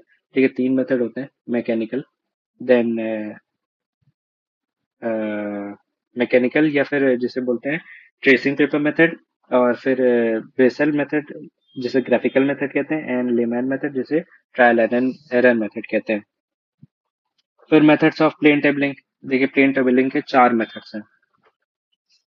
पहले तो ट्रफ कंपास हो गया, देन रेडिएशन, इंटरसेक्शन, और इंटरसेक्शन, ट्रेवर्सिंग, और रिसेक्शन। रिसेक्शन इसमें भी यूज होता है, बट इसमें चार तरीके से वो प्लेन टेबलिंग की जाती है: 3 point problem, 2 point problem, compass method, and back रे मेथड।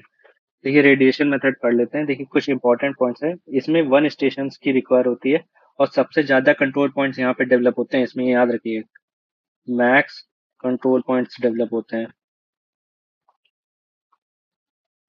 ये क्वेश्चन आया था, इसलिए मैं बता रहा हूँ रिसेंट में। और स्मॉल एंड ओपन एरिया के लिए यूज करते हैं।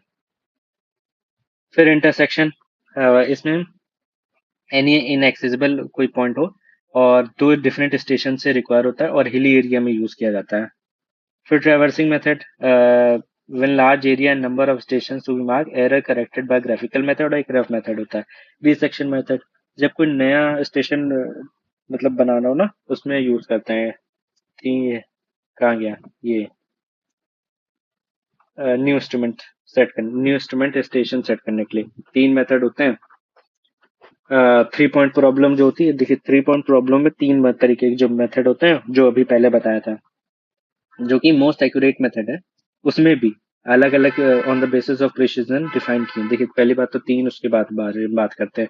पहला हो गया ट्राई, बहुत कंफ्यूजन होता है। ट्रायल एरर मेथड, जिसे लेमैन मेथड कहते हैं। बेसल मेथड, जिसे ग्राफिकल मेथड कहते हैं। और फिर आता है मैकेनिकल मेथड, जिसे ट्रेस पेपर मेथड कहते हैं। इसमें जो ट्रायल एंड एरर मेथड, ये सबसे प्रिसाइज्ड होता है। ये इसमें 3 पॉइंट प्रॉब्लम में 3 पॉइंट लोकेटिंग पॉइंट्स होते हैं, 2 पॉइंट प्रॉब्लम में 2 पॉइंट होते हैं। कंपास मेथड क्या होता है? रफ वर्क के लिए यूज होता है for small area. Back red method थोड़ा बेटर होता है, कंपास से लार्ज एरिया के लिए यूज किया जाता है। देखिए लेमैन रूल क्या कहता है, लेमैन रूल जो अभी था ना, ट्रायल एंड एरर मेथड, कि if triangle of error is in great triangle, ठीक है, then instrument station is inside triangle of error. Then और दूसरा पॉइंट क्या है? If triangle of error is out of great triangle, then instrument station is out of triangle of error. ये दो points है, ये इनके प्रिंसिपल है, रेमैन के द्वारा दिए गए हुए, इसे याद रखेंगे। फिर देखिए प्लेन टेबल का एक मोस्ट इंपॉर्टेंट फायदा होता है, जो वो सेंटरिंग और ओरिएंटेशन इसमें सेम कर सकते हैं, जिसमें इसमें मेजरिंग और प्लॉटिंग एक साथ कर सकते हैं। Major source of error in plane tabling जो होता है, वो एरर इन सेंटरिंग होता है, ठीक है। 2 पॉइंट्स प्रॉब्लम जो होती है, ये ज्यादा लेबर इंटेंसिव होता है। और 3 पॉइंट प्रॉब्लम में मिडिल पॉइंट अगर नियरेस्ट टू प्लेन टेबल है और स्ट्रेंथ गुड है, तो मिडिल पॉइंट को नियर रखा जाता है प्लेन टेबल के। स्ट्रेंथ जब गुड है, और अगर स्ट्रेंथ बैड है, तो जो ग्रेट सर्किल है उसके पास जो इंस्ट्रूमेंट है, उसी को ही मिडल से पॉइंट मान लिया जाता है, ठीक है। फिर मॉडर्न इंस्ट्रूमेंट के बारे में बात कर लेते हैं। देखिए ईडीएम जो होता है, इलेक्ट्रॉनिक डिस्टेंस मेजरमेंट कहते हैं इसे। तीन तरीके के होते हैं डिस्टेंस मेजरमेंट: डीडीएम, ओडीएम, और ईडीएम। जो ये तो ऊपर बता ही दिया था। डीडीएम होता है डायरेक्ट डिस्टेंस मेजरमेंट, और ओडीएम होता है ऑप्टिकल डिस्टेंस मेजरमेंट। एक एक सेकंड की वो होती है, क्या बोलते हैं, लीस्ट काउंट, शुरू में बताया ही था। और डीडीएम जो होता है, वो सूटेबल टेरेन, डिफिकल्ट टेरेन के लिए नहीं यूज होता है। ओडीएम की रेंज 150 मीटर तक होती है, और ईडीएम की 100 किलोमीटर तक, काफी ज्यादा होती है ना। और रेडियो विजिबल लाइट्स और इंफ्रारेड यूज करते हैं। देखिए रेडियो माइक्रोवेव के बेसिस पे टेलेरोमीटर इसका एग्जांपल है, विजिबल लाइट के बेसिस पे geodimeter, and on the basis of infrared waves जो कि 100 किलोमीटर तक मेजर कर सकता है, उसे वाइल्ड डिस्ट्रोमेट एग्जांपल है इसका। EDM is based on phase difference between transmitted and reflected electromagnetic waves। जैसे ये लाइट गई फिर वापस आई तो उसके बेसिस पे जो इसका प्रिंसिपल है काम करता है। स्मार्ट स्टेशन क्या होता है, EDM के साथ जीपीएस लगा होता है। नहीं टोटल स्टे नहीं नहीं हाँ, टोटल स्टेशन के साथ जीपीएस लगा होता है। Major horizontal vertical and slope. फिर कुछ इंस्ट्रूमेंट, कौन कौन से इंस्ट्रूमेंट होते हैं, उनके बेसिस पे क्या उनसे मेजर किया जाता है उस पर बात करते हैं। प्लेनीमीटर, प्लेनीमीटर से अनड्यूलेटेड एरिया मेजर किया जाता है। सेक्सटेंस से क्या मेजर किया जाता है, एंगुलर डिस्टेंस मेजर किया जाता है। Clinometer tangent, difference in elevation, subtense bar, horizontal distance in undulated. Heliotrope, जैसे जो सर्वेयर जो मतलब सर्वेयर के जो हेल्पर्स होते हैं, उनको मार्क करने के लिए होता है। फिर hand level, reconnaissance of preliminary में यूज किया जाता है to locate contours on the ground. Abney level क्या होता है, वर्टिकल एंगल मेजर करने के लिए होता है, या ट्रेसिंग पेपर ट्रेसिंग के लिए, या फिर वो स्लोप मेजर करने के लिए। फिर पेंटाग्राफ, एनलार्जिंग और रिड्यूसिंग द मैप्स, मैप्स यहाँ लिख देता हूँ। फिर घाट ट्रेसर यूज होता है स्लोप मेजर करने के लिए। Fresnel's clinometer measure most precise slope, box sextant, horizontal and vertical angle, nautical sextants और एस्ट्रोनॉमिकल और नेविगेशन पर्पस के लिए, साउंडिंग हाइड्रोग्राफिक के लिए, साइट स्क्वायर 90 एंगल का to line side right angle set करने के लिए होता है। ऑटो लेवल ऑप्टिकल कंपनसेटर के साथ आता है लेवलिंग के लिए। ऑटोमेटिकली जो लाइन ऑफ साइट है उसको हॉरिजॉन्टल करने के लिए, और सब कुछ मतलब खुद मैनेज कर लेता है। फिर कुछ एक्स्ट्रा पॉइंट्स इस पे काफी क्वेश्चन आते हैं। जैसे ये अर्थ है, अर्थ का हमारा ये इक्वेटर है, उसके चारों तरफ 1000 किलोमीटर दूर पे एक सर्किल बना दिया जाता है जिसे बोलते हैं सेलेस्टियल स्फेयर। ठीक है, जहाँ पे ऑब्जर्वर खड़ा होता है उसके ऊपर जेनिथ पॉइंट होता है, उसके नीचे नादिर पॉइंट होता है। ये सेलेस्टियल स्फेयर है और ये सेलेस्टियल इक्वेटर है। ठीक, तो ये मैंने बताया जेनिथ क्या होता है, ऑब्जर्वर के ऊपर का point on the celestial sphere. Nadir क्या होता है, नीचे साइड। फिर कुछ एक पॉइंट्स आए थे कि जो जीपीएस होता है उसमें जो कितने सेट ऑफ इंस्ट्रूमेंट्स यूज होते हैं। तो 4 सेट ऑफ इंस्ट्रूमेंट यूज होते हैं, याद रखिएगा। पहली बात तो satellite, then computer, then user, और बीच में ट्रांसमीटर। 4 चीजें। फिर जीआईएस क्या होता है, ज्योग्राफिकल इंफॉर्मेटिव सिस्टम होता है, इसमें 5 कंपोनेंट यूज होते हैं। फिर कुछ points, true error equal to actual error minus observed value. Residual error क्या होता है, काफी बार क्वेश्चन पूछा गया। Most probable error minus error minus observed value करते हैं। फिर कंडीशनल एरर क्या होती है, कंडीशंस की वजह से, जैसे टेम्परेचर चेंजेस हो गया एग्जांपल, उसके वजह से जो एरर आए उसकी वजह से। फिर ये कुछ इंपॉर्टेंट पॉइंट्स हैं। ठीक है, ये आप खुद पढ़ लीजिएगा, और आज के लिए इतना ही रखते हैं। लाइक शेयर और सब्सक्राइब कीजिएगा, और पुरानी वीडियोस जो है उसकी मैंने प्लेलिस्ट बना दी, वो आप देख लीजिएगा अगर आपको पुरानी वीडियोस ना मिले। बाकी आज के लिए इतना ही रखते हैं, कल हम लोग सोम शुरू करेंगे। काफी लोगों ने बोला है कि सोम करें, तो सोम करेंगे, और आज के लिए इतना ही रखते हैं।